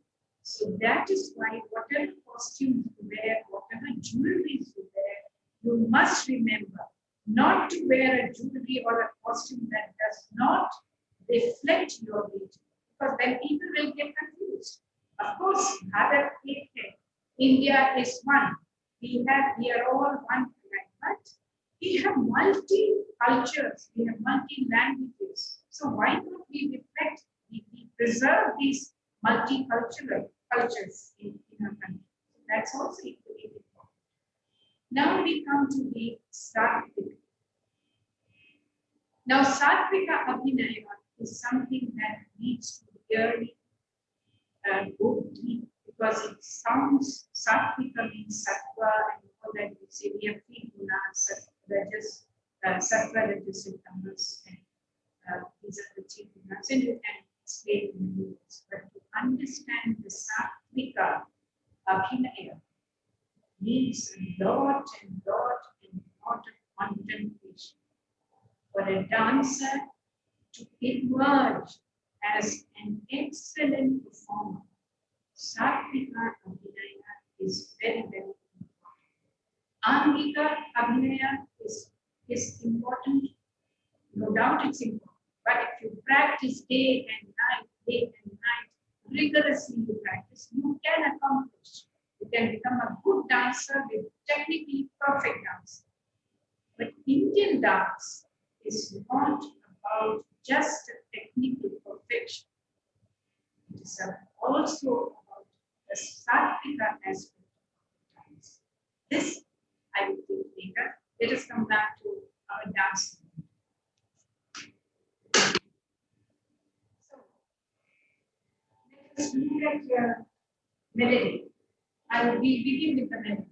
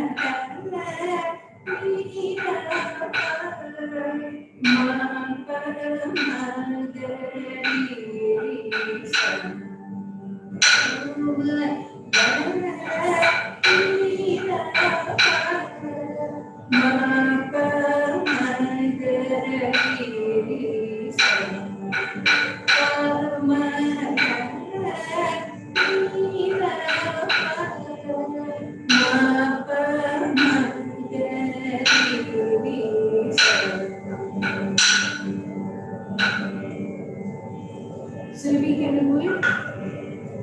Yes, ma'am.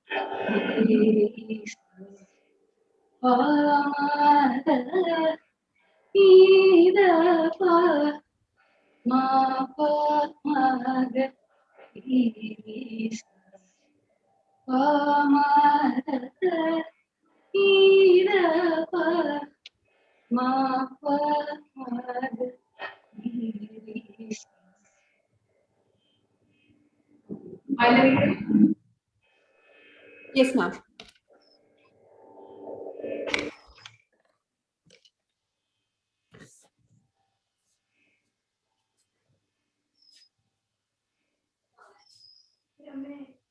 Pa ma ga re re sa ni ga sa ri ma ga re pa ma ga re re sa ni ga sa ri ma ga re pa ma ga re re sa ni ga sa ri ma ga re pa ma ga re re sa ni ga sa ri ma ga re pa ma ga re re sa ni ga sa ri ma ga re pa ma ga re re sa ni ga sa ri ma ga re pa ma da ni da pa ma pa ma re re sa pa ma da ni da pa ma pa ma re re sa pa ma da ni da pa ma pa ma re re sa pa ma da ni da ma pa ma re re sa.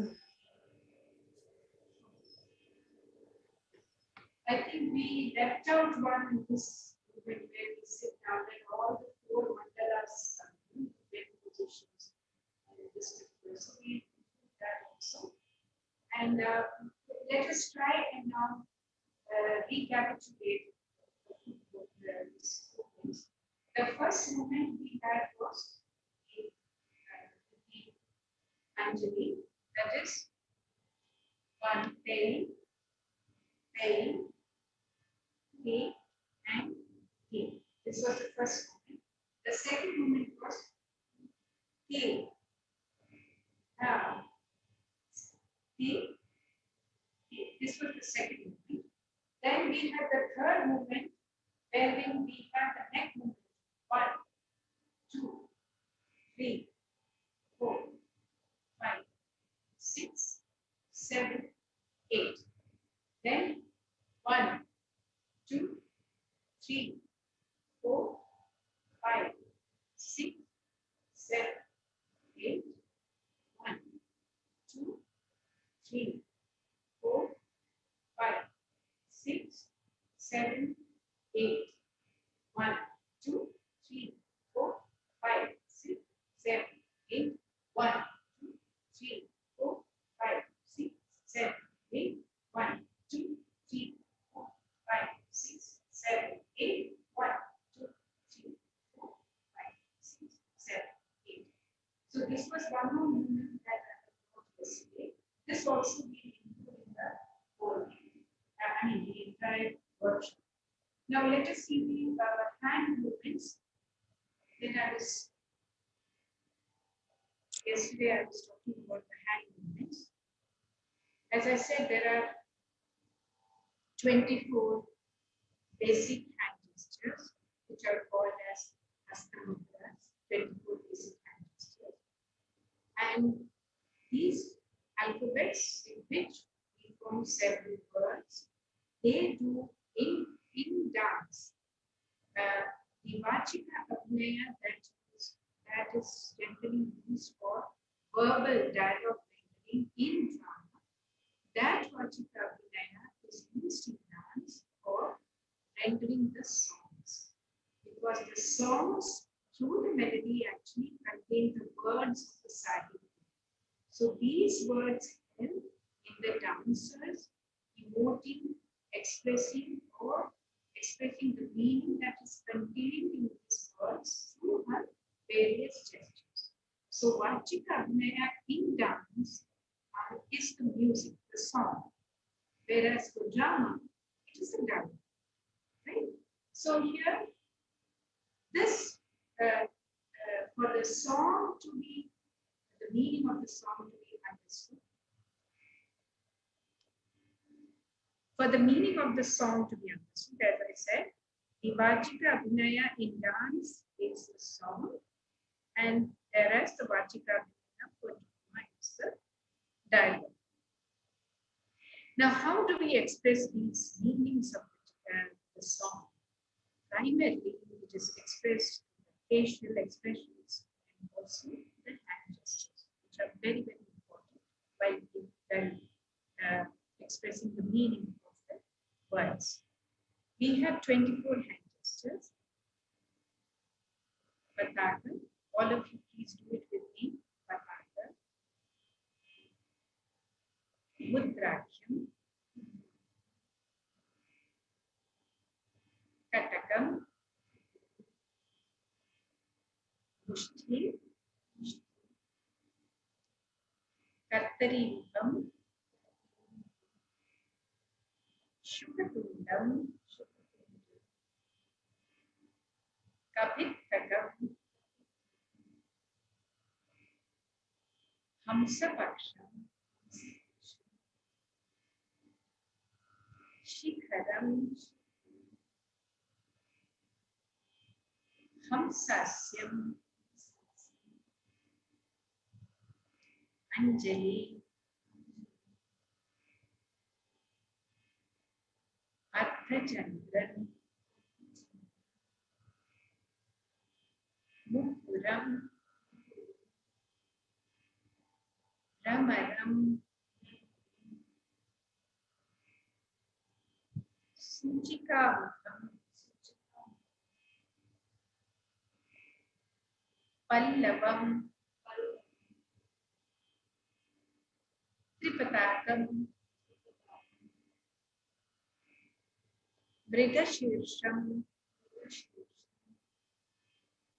Sarpashirasa Vardhamanakam Aralam Purnana Mukulam Katakam. Now, yesterday, I was trying to say some of the words. I tried to say some words and we tried to form a sentence. So, anybody who remembers what was the sentence we formed with the Pataka?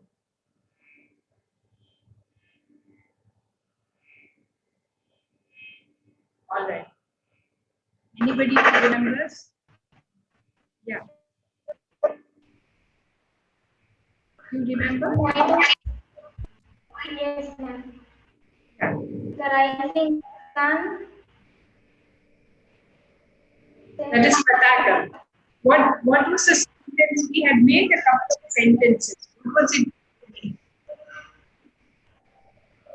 The rising of the sun opens the shut door. There is a path. You show it with your hands. Show it with your hands. The rising of the sun opens the shut door. There is a path. Someone walks there and sees an elephant. Yeah. Now, you see, this is a very common error mistake that many of learners commit. When you do this, the finger should not bend down. It should be exactly perpendicular to your palm. It should be straight. Now, most of you, they bend it forward. No, it is exactly perpendicular to your palm. Remember that. It should be straight. And similarly, whenever you do, suppose you want to open a door, the door is not so wide open. This is your body.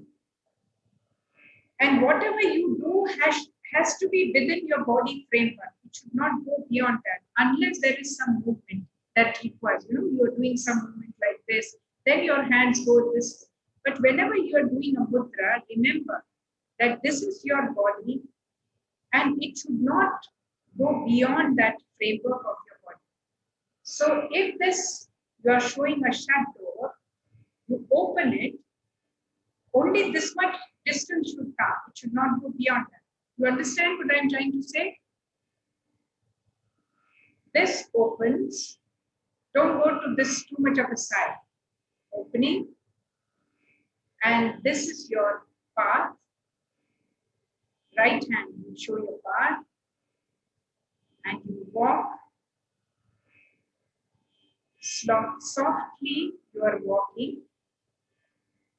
And then you find towards an elephant. Now here also, don't use your hand too much to go to this side. It should be within the framework. It should not go beyond a certain framework of the body. Right? And this, see, the more it is at the center, the more beautiful it looks. If I do too much up and too much down movement, the beauty of that movement gets lost. So there should be a slow up and down movement. Similarly, the outward and inward movement should likewise be the same. Right? So let us do it again. At the rise of the sun, you open the shut door. You see the path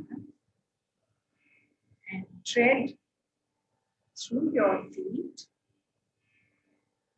towards an elephant who is swinging his ears and trunk.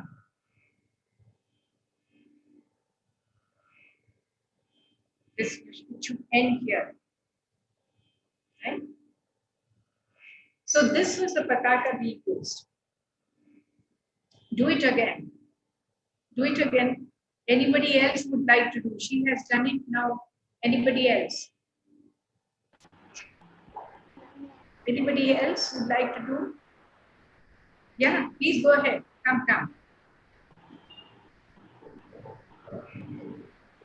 Rise of the dawn. I opened the shut door, saw the path, walked slowly towards an elephant who was moving his ears. Yeah. So now you don't catch your fingers. This is the pataka. Don't touch these. The thumb and the ring finger don't touch. Straight. Right? So correct. Now you see, when you're doing the rise of the sun, what should be the expression of the eyes? I'm not going deep into that, but some expression of the eyes you must know. The sun is very scorching, it's very heat. No? जो सूरज है उसकी जो प्रकोप है, जो रोशनी पड़ती है, बहुत धूप आती है, तो वो हमें जलाती है. It is scorching. The heat is very scorching, unbearable discomfort. तो हम लोग उस टाइम जो डांस में जब हम कोई चीज जिसकी वजह से हमारे अंदर एक एंगर पैदा होता है या तकलीफ पैदा होती है, उसमें हम गुस्सा, वो जो क्रोध है, वो हम अपने इन आई बॉल्स को चलाते हुए इसको चलित करते हैं. We use this kind of a crinkling of our eyes to show the anger that is generated because of something that gives us discomfort. So Suraj gives us discomfort if the rays of the Suraj, the sun rays, are very, very scorching. Right? वैसे तो अच्छा लगता है, सर्दियों में सूरज अच्छा लगता है, मगर गर्मियों में जब तेज उसकी रोशनी पड़ती है उसके, तो हमें उससे तकलीफ होती है. जब तकलीफ होती है तो हमारे अंदर एक गुस्सा आता है, एक नाराजगी. So that anger is portrayed through your eyes. Can you show that? Can you use that? Use your eyes. This is how you use those eyes. You have to crinkle your, use both your upper and lower eyelids. Crease open, crease open, crease open. That's how it is. So when you are showing the rising sun, you have to show that creasing of your eyes to show the anger, the scorching sun. And that is how. And then, of course, the others are all. And when you want to show the elephant, similarly, the elephant shows the Veera Rasa, that to show that he's the mighty elephant. An elephant doesn't look soft and sunny, like what do you say, maybe a duck or something that any other animal who may be soft, a cat or whatever. But the elephant, the moment you talk about the elephant, it looks majestic. So there is an element of Veera Rasa. So you touch your chin to your almost near your neck, and with that you try to show the Veera, the mighty. Right? So these are the. So what I was trying to say is that it's not just body movements. Along with the body movements, you must have your eye expressions also. Right? So let us try to do the Navarasa, the 9 rasas. You must, if you have learned dancing, you will also know the 9 rasas. What are the 9 rasas? The first is the Shringara. The Shringara is when you stand, as I said in Mohiniattam, you stand with your one hand, your waist, and the other in mushti, and you bend forward onto your right, and there is an element of shyness there. So that's the first dance where there is a complete subtle and softness in your whole body. So when you look up to the side and you move your eyebrows. You softly move your neck along with your eyebrows, and then you bend down. That shyness is a kind of one of the Shringara. So for a young maiden supposed to be very timid and comes from a well upbringing, who's had a very good upbringing, is supposed to, in the olden days, was supposed to be soft, very shy. You look straight into your eyes. You talk straight by looking into your eyes. But softly she would look up and move her neck, slightly move the eyebrows, and with the movement of the neck look down. So that is Shringara. There is another Shringara when you want to show a lotus flower. A lotus flower is so beautiful. Slowly it blossoms, and then you look around it.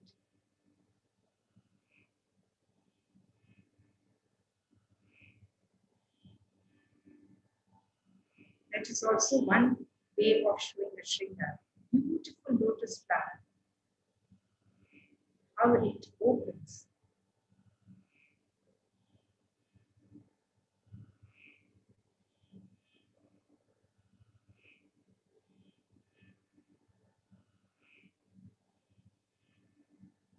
That is one way of doing Shringara. So these are two ways of showing your beauty, the expression of love or beauty. Then you have the hasya. I will show that and then you can see it even on the video. Shringara hasya. How does hasya come? When you find something very ludicrous, something very so funny, that comes out in the form of anything which is distorted, brings about some kind of mirth, what do you call it? Sarcasm or a mirth, which you say, laughter, a mirth or a laughter. So anything which is distorted. So now you suddenly see something, an object before you. Think about something. Let's see. What can you think? I put that before. Anybody who can say that you saw something and you felt like laughing. Come on, anybody. Because if I keep on talking, I'll be the person speaking all the time. Let us see what kind of a thing, what makes you laugh? What is it that sometimes you laugh? You find something very funny. What is it?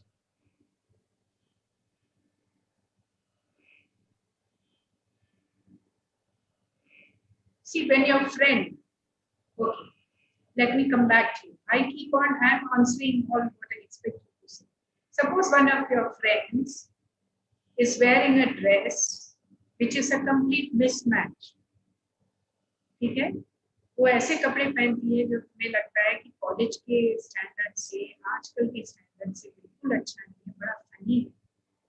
ऊपर का top कुछ है, नीचे का bottom कुछ है, और face में बहुत सारा मेकअप लगाया हुआ है, और बहुत डार्क लिपस्टिक लगाया या बहुत ब्राइट लिपस्टिक लगाया है, खूब मेकअप किया हुआ है, एंड बालों में बहुत सारे बैंड्स, कलरफुल बैंड्स लगा के कॉलेज में आती है.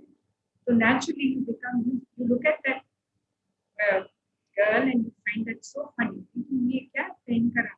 What is she looking? What kind of a makeup does she wear? What is that in her, on her head? So that brings about a kind of a mirth. There is a sarcasm. You look, and then you look down at that person.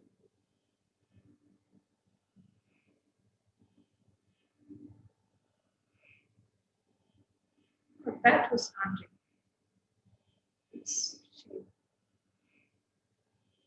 God, you wearing this dress? Sort of a person. What kind of a dress have you? What kind of a dress have you? So this should come naturally. It should not look, it should not be exaggerated. So how do you bring about these emotions?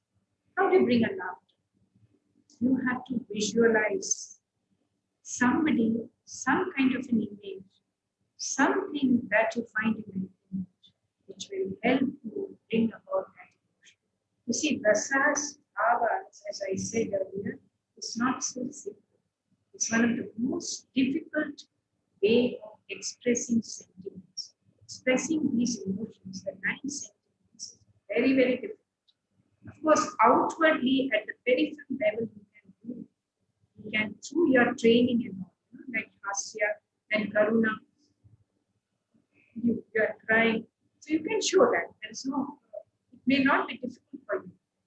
But when you are showing, looking at something and you are disturbed by that particular object or a scene,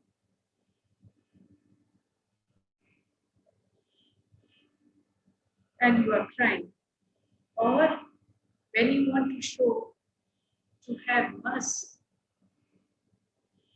or grief. So first, how you look at a particular object or a situation, and it makes you recoil that you never expected, and then you do the mudra and that particular part. So that distance to your doing that mudra should have a lot of thought process. It's not so easy. Actually, the mudra is only this. When you say karuna, shringara, hasya, karuna. This is karuna, grief. But that grief, by showing this, is only actually a visual way of showing the grief. But you must feel that grief. So you have to imagine somebody, some situation, which is stirring up, which is building up that grief within you, so that the whole expression becomes a complete expression. That is karuna, or whatever expression is. Shringara, hasya, karuna, raudra. Raudra is when you want to show anger. So this is the gesture that you show. You want to turn somebody away, you turn. So raudra is this expression. Raudra, veera. Veera, as I said, you want to show that there is the manner in which you make your body erect, and that arrogancy or that kind of a confidence that you have to show on your face, that you are the mighty. So that might shows in the form of Indrarasa. Raudra, Veera, Bhayanaka. Bhayanaka is obviously terrified. So this is the general expression that you use for Bhayanaka. Vivatsa is when you look at something so disgusting. Vivatsa. Then Albudha is when you look at something spectacular that you never imagined that it would come before you.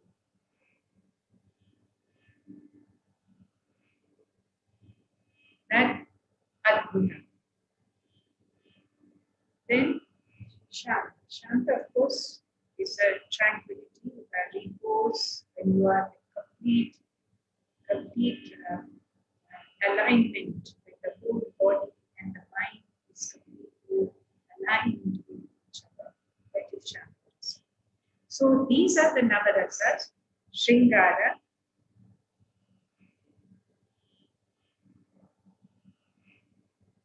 Hasya,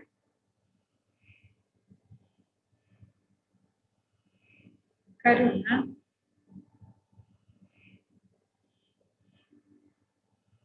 Bhayanaka, Karuna, Veera, Shringara, Hasya, Karuna, Raudra.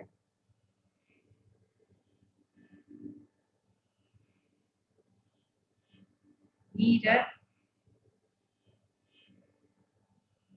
Ayahadaka,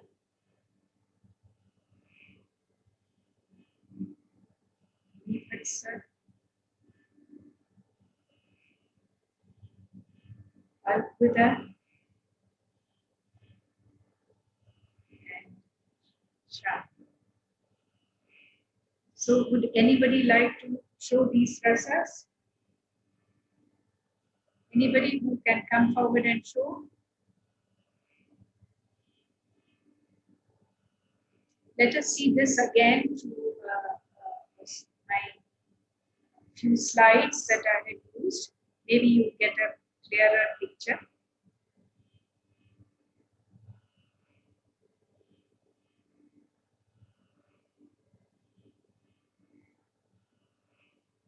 Now this is Shringara, Hasya, Karuna, Raudra, Ira, Ayanaka, Vibhatsa, Adbhuta, Shan. So all these 9 rasas, these expressions, you are able to emote a particular whatever the essence that is contained in the lines that the singer or the song contains, whatever is contained in that song, the words, these expressions, these bhavas, these 9 rasas help you to emote the meaning of those words to their expressions.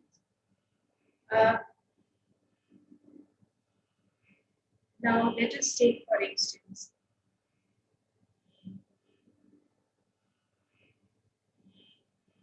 there is a padam that is a very, very traditional padam of, taught to me by Kalamitham Kalyan. Yandavo Vallabha Inneeram Vallabha. Now the meaning of that line is very simple. Yandavo Vallabha. Vallabha means my beloved. My dear beloved. Inneeram Vallabha. Are you so quiet, not talking to me, not speaking to me? So what is the reason, my beloved, that you have stopped talking to me, that you are not conversing? So this is a very simple one. Yandahu Vallabha. Yandahu means what? Vallabha means beloved. Inneram, this day, Maunabhava. You're not talking. You refrain from talking. You're just silent. You refrain from talking. Now this, how do you express through your expressions? First, if you look at the the figure standing, that is Vallabha. Vallabha, who's Vallabha? Is the Lord. Is the Lord himself, Vishnu, or Padmanabha, as we call him. Padmanabha is the deity, family deity of the traveling Maharajas, and there is a big temple, Padmanabha Swami temple. So Padmanabha is Lord Vishnu, and he himself is standing, and the Naika, the heroine, she looks at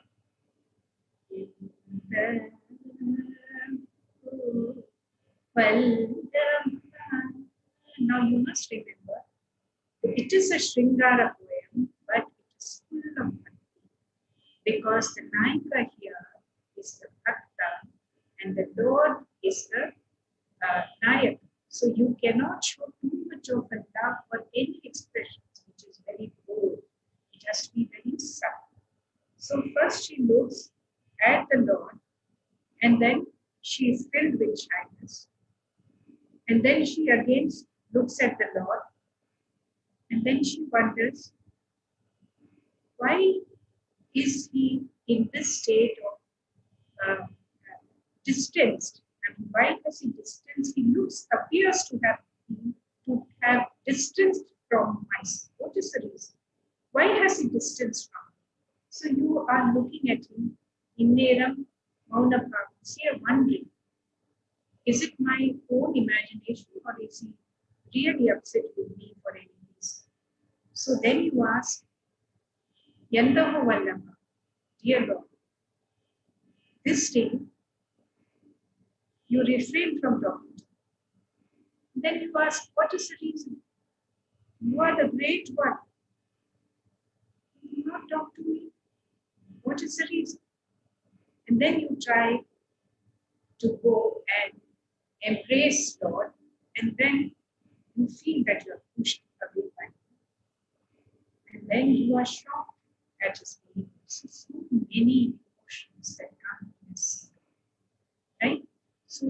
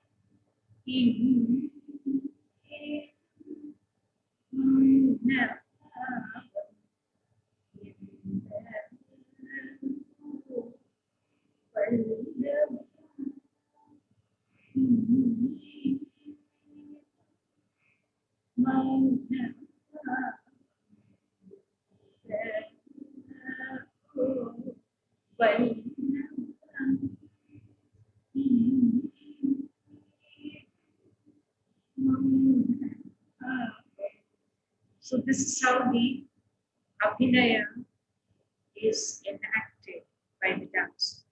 Everything is very subtly expressed. For the subtle expression, you need to feel from inside what you want to express. You have to first feel from inside. It does not come out just like that. You have to first imagine yourself feeling all that which comes out in the expressions. So there completes the Abhinaya. Now, in the Abhinaya also, I have already shown that. So let us go back to the movement again. Go back to the what all the movements that we have. Or should we go to the hand first? Mudras. Let us come back to the mudras. I think we can go ahead with the mudras. It's slightly deviated from the mudras. So we have the pataki. Now let us take the mudrakya. In the Mudrakyam, there are many words that you can form. The desire. And it has to be very softly. You can't raise it too much. It should not be jumping. It's just, you know how your pulse moves up and down. You are actually trying to show the rhythm of your heart. So the desire comes. This is how you show the desire. Can show a little bit of movement and then place it very desire. Then all. And all the time you have to slightly vibrate your fingers. So you vibrate your fingers to the center. Start from the left, move a little forward, go to the right corner, and then come to the center. Or then meditate. Meditate with. Meditate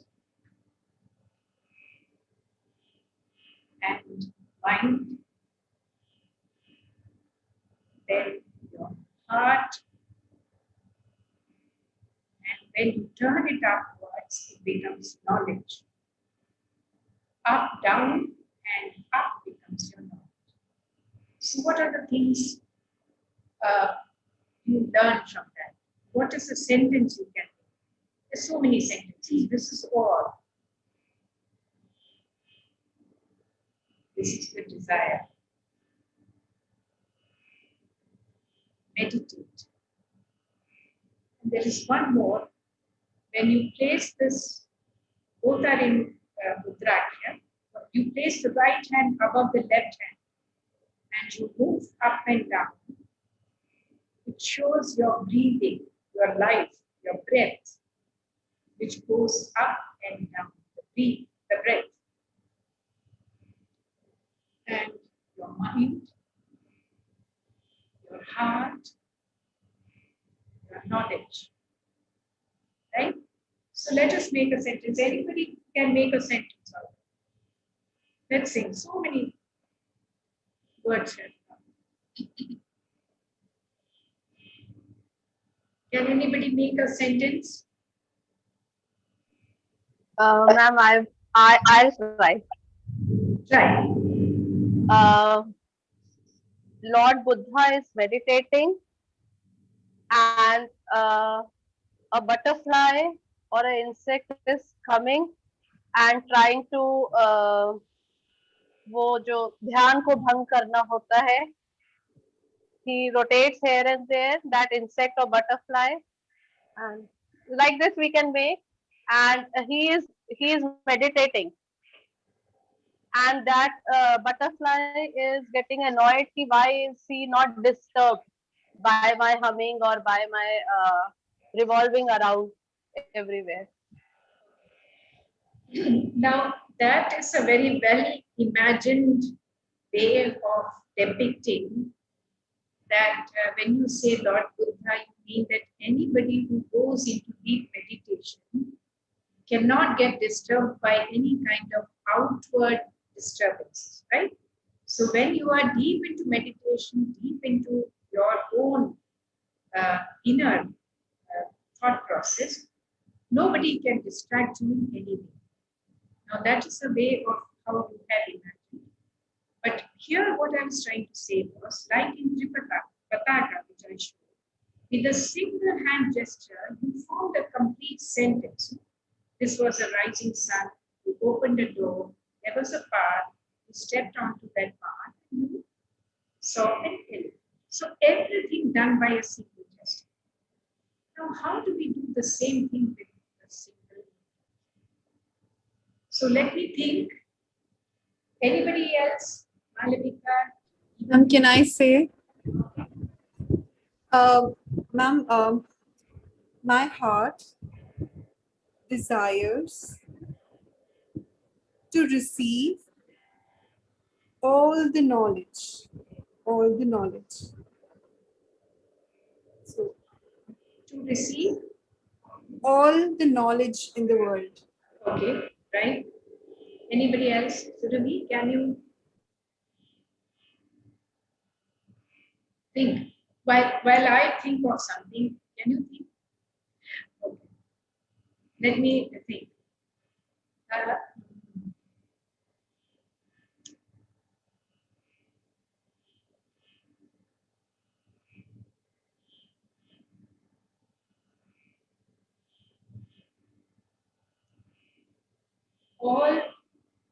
All of us, we all, when we build up a desire to meditate,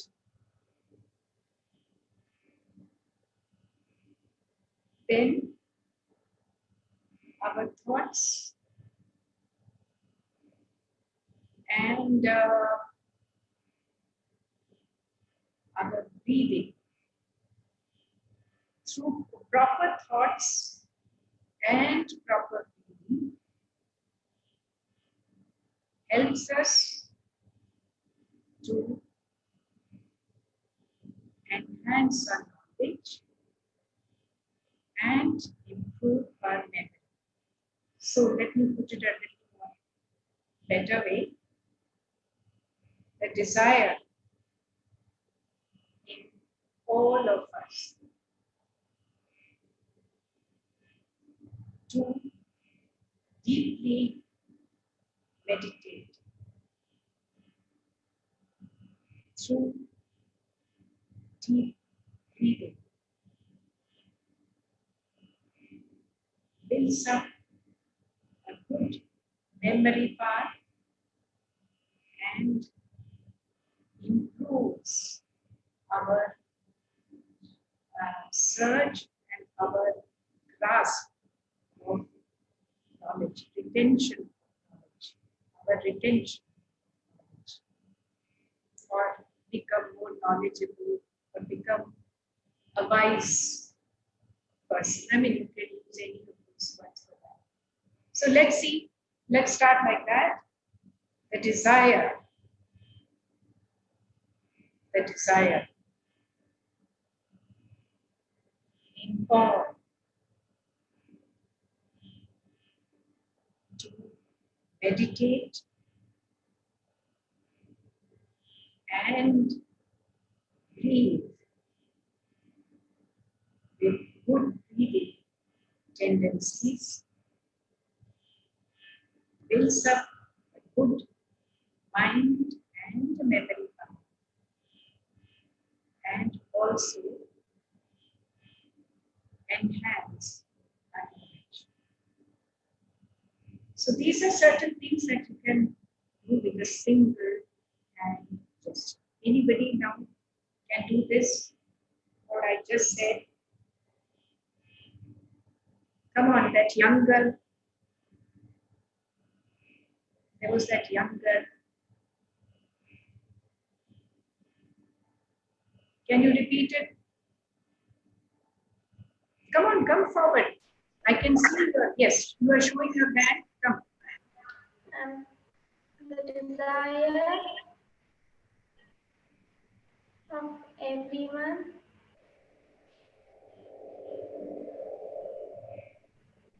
meditation or the thinking way.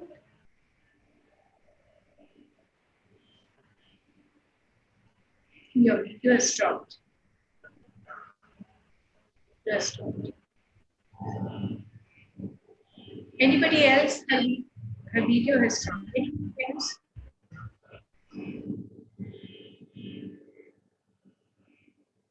Okay. Somebody else? Yes, ma'am. Ma'am, the desire in all to meditate and good breathing builds the mind and enhances the knowledge. Good. But the mudra should be a little more accurately. It's not like this, it's like this. Keep it like that, in front of your chest. It should not be in front of your mouth. It should be in front. Desire always comes from within here. No? So it should be in front of your chest. And you should take it forward. Right? And similarly, when you say all, it should not from your head. It should be just in front of your chest. It should not be above your chest or below your chest. Just in front of your chest. Rotate. And this is mudra. See how beautiful the hand gestures. They should all be in equal spacing. Right? Okay, so we stop here and let us with us, which we were doing the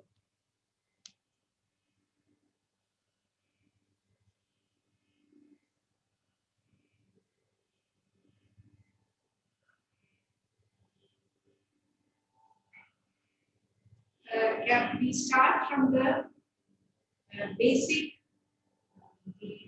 good postures.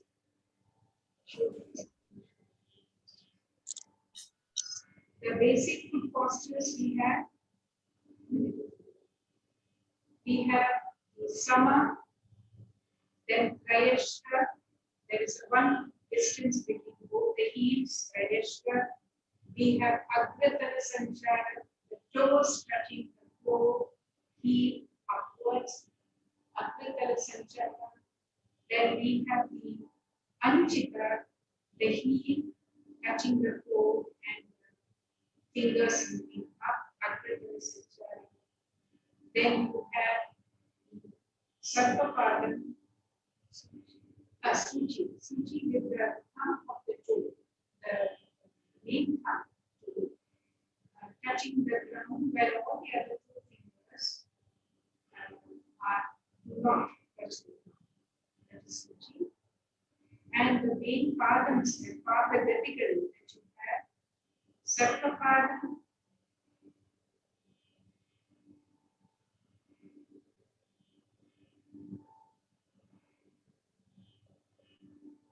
then you have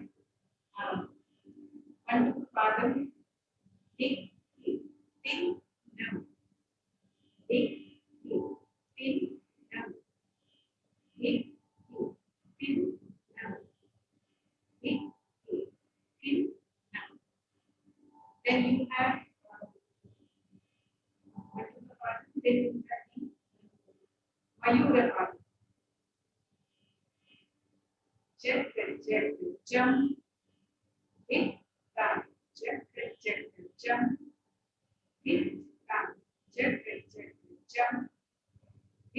down, jump, hit, down. So these are the three basic movements. We start the first we have the counts, then we have the Vaitalis, that is the syllables, and then I go in for the melody. 1, 2, 3, start. 1, 2, 3, 4, 5, 6, 7, 8.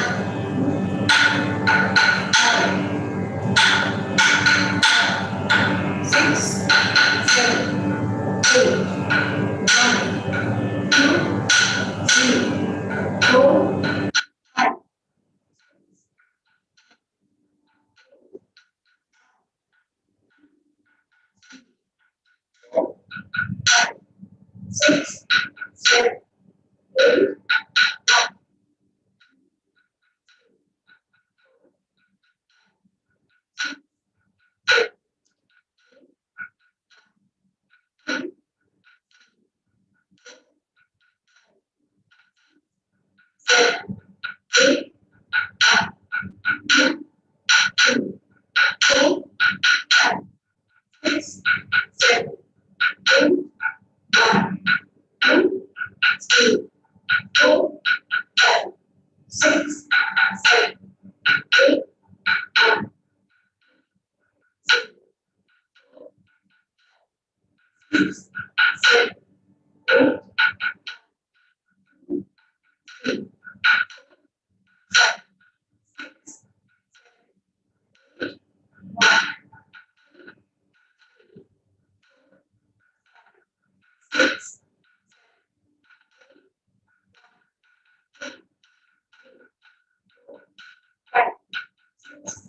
7, 8.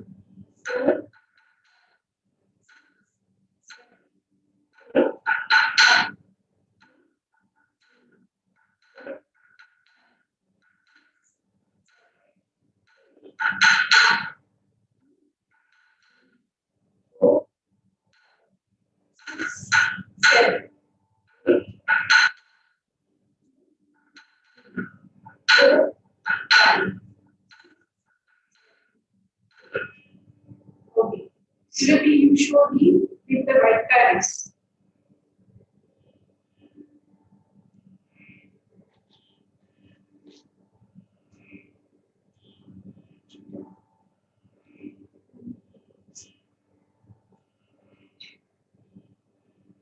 Slowly.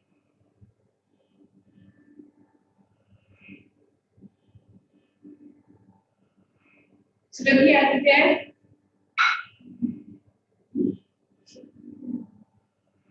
Malavika, are you there? Yes, ma'am. Show the white parents with the white parents. Okay, ma'am.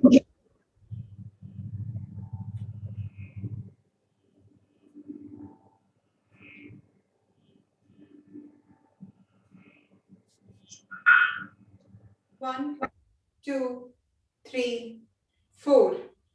Tei, tei, ti, ti, tei, tei, ti, ti, ti, ta, ti, ti, ti, ta, ti, ti, ti, ta, ti, ti, ti, ta, ti, ti. 1, 2, 3, 4, 5, 6, 7, 8. 1, 2, 3, 4, 5, 6, 7, 8. 1, 2, 3, 4, 5, 6, 7, 8. 1, 2, 3, 4, 5, 6, 7, 8. 1, 2, 3, 4, 5, 6, 7, 8. 1, 2, 3, 4, 5, 6, 7, 8. 1, 2, 3, 4, 5, 6, 7, 8. 1, 2, 3, 4, 5, 6, 7, 8. Dha, nu, dha, num. Da, ri, dhin. Da, dha, num. Da, ri, dha. Nu, dha, num. Da, ri, dhin. Da, dha, num. Da, ri, da, du. Da, di. Da, ga, du. Da, di. Da, ga, du. Da, di. Da, ga, du. Da, di. Da, ga, du. Da, di. Da, ga, du. Da, di. Da, ga, du. Da, di. Da, ga. There was some video,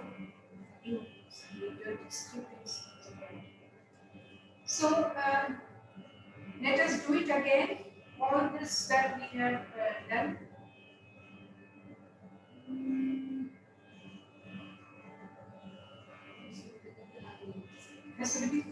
Smriti, can you do it with the melody?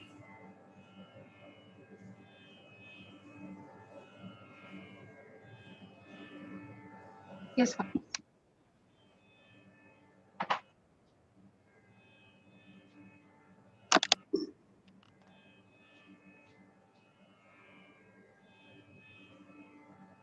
One, two, three, start. Pa, ma, ga, ri, ri, sa, ni, da, sa, ri, ma, ga, ri, pa, ma, ga, ri, sa, ni, da, sa, ri, ma, ga, ri, pa, ma, ga, ri, sa, ri, ma, ga, ri, pa, ma, ga, ri, ri, ma, ga, ri, pa, ma, ga, ri, ri, ma, ga, ri, pa, ma, ga, ri, ri, ma, ga, ri, pa, ma, ga, Ri sa ni da sa ri ma ga ri pa ma ga ri sa ri ma ga ri pa ma ga ri sa ri ma ga ri pa ma ga ri sa ri ma ga ri pa ma ga ri sa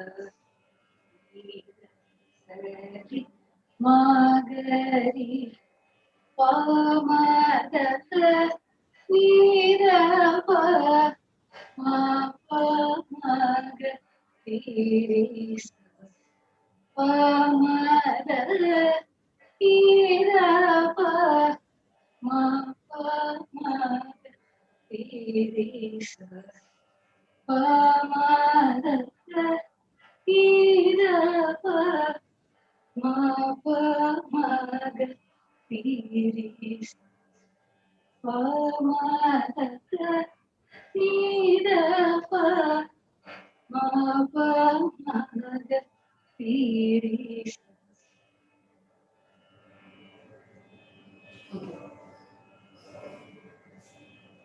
So, winding up that,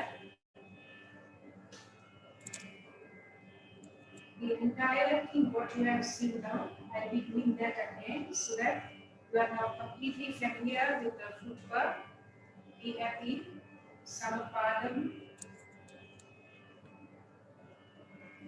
we have the Samapadam, we have the 1 foot distance, Trayashra.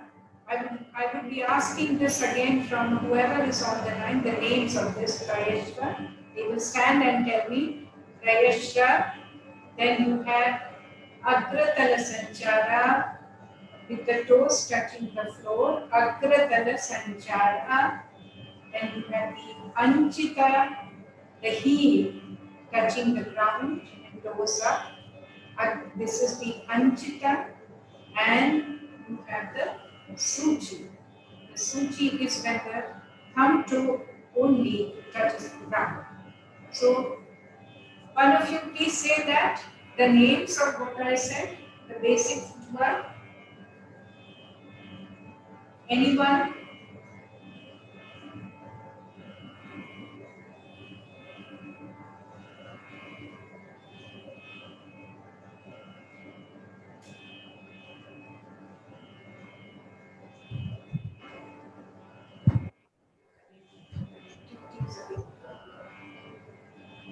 All right. Anybody who can connect, just let me know. Now, then the basic movements is Sarvapadam, wherein you have the Suchi moving at the back in Anchita, in Agratala Sanchara. Then you have again the Suchi moving in Agratala Sanchara, Suchi moving in Agratala Sanchara. This is the basic movement of Mohiniattam. Then you have the Manduka Padam, Lik, Nam.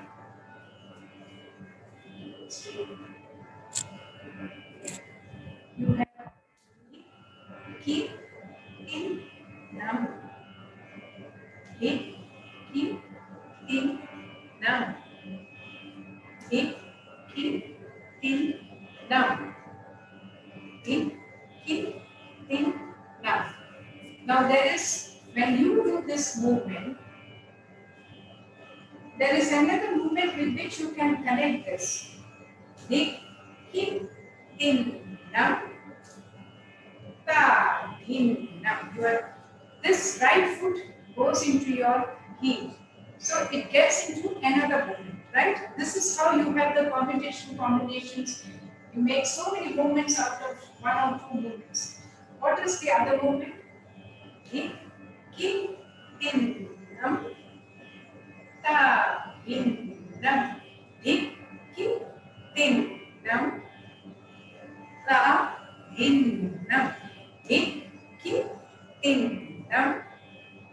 ta, hin. Now, this is another movement that springs out of this particular Mandukapan. Watch again. Hik, ki, tin. Now, ta, hin. Now, hik, ki, tin. Now, ta, hin. Now, this is how it goes into another movement, right? So, similarly, when you have the Mayurapadam also, you are going on tiptoes and then you are bending again on this Anjita. So, this movement gets connected to Mayurapadam also. Jakka, jakka, jump, hip, tam, jakka, jakka, jump, hip, tam, jakka, jakka, jump, hip, tam, jakka, jakka, jump, hip, tam, jakka, jakka, jump, hip, tam, jakka, jakka, jump, hip, tam, jakka, jakka, jump, hip, tam, jakka, jakka, jump, hip, tam. So these are the movements that comes out of from the Padagati. Then now let us conclude with just the Hasta Mudras. Let us all sit down and complete the Hasta Mudras. I did not complete the Hasta Mudras. Patakam,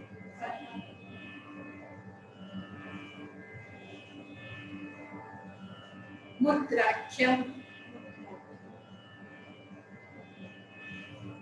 Katakam, Mushti, Kartari Mukham, Shukatundam, Kapittakam, Hamsapaksham, Shikharam, Hamsasyam, Anjali, Arthachandran, Mukuram, Ramaram, Suchikamukham, Pallavam, Tripatakam, Rikashesham, Sarvashirasat, Vardhamanakam, Aralam, Purnanakam, Mukulam, Katakam. So these are the 24 mudras. And tomorrow again we had gone to Mudrakyam and we'll now go to Katakam. I'll show you what we do with the Katakam. The Katakam mudra, it is used, try to make your own sentence and we'll discuss tomorrow. We have the woman, we have the mirror, we have the Krishna, we have the mother. No, this may be difficult. Maybe Krishna. We have the Bhalla, the garland. We have Lakshmi. We have Vishnu, Lakshmi's husband, Vishnu. And we have flower.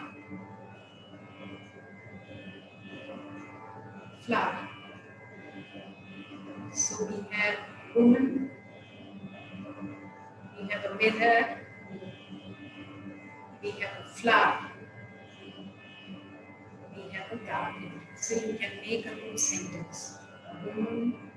Here a garden, a flower and garden.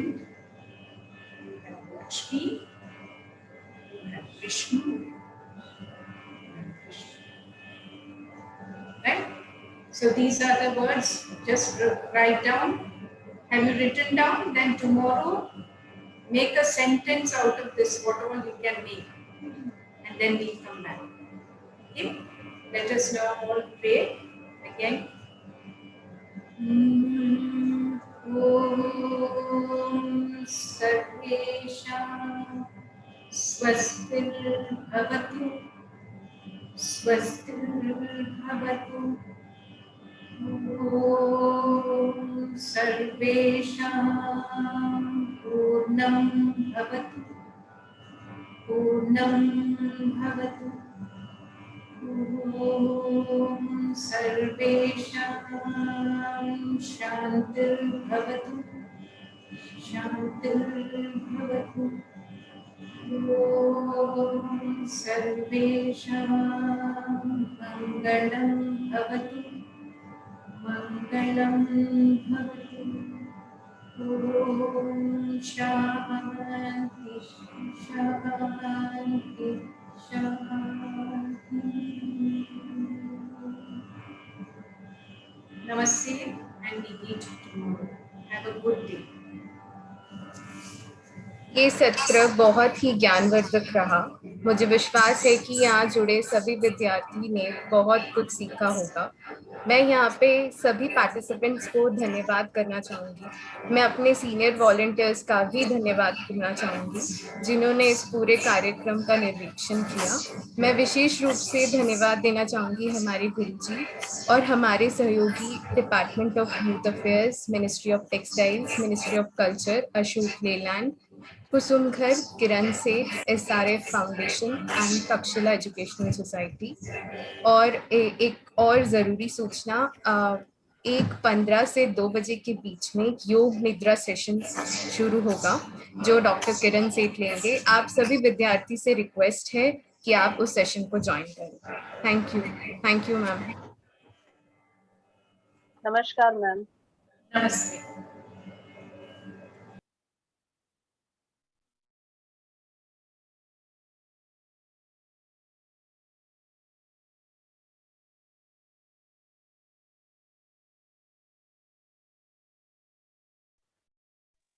यानी अब leave करें?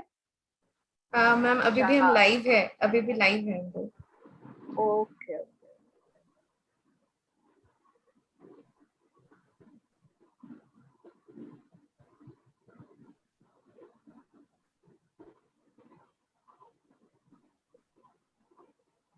Sham, are you there?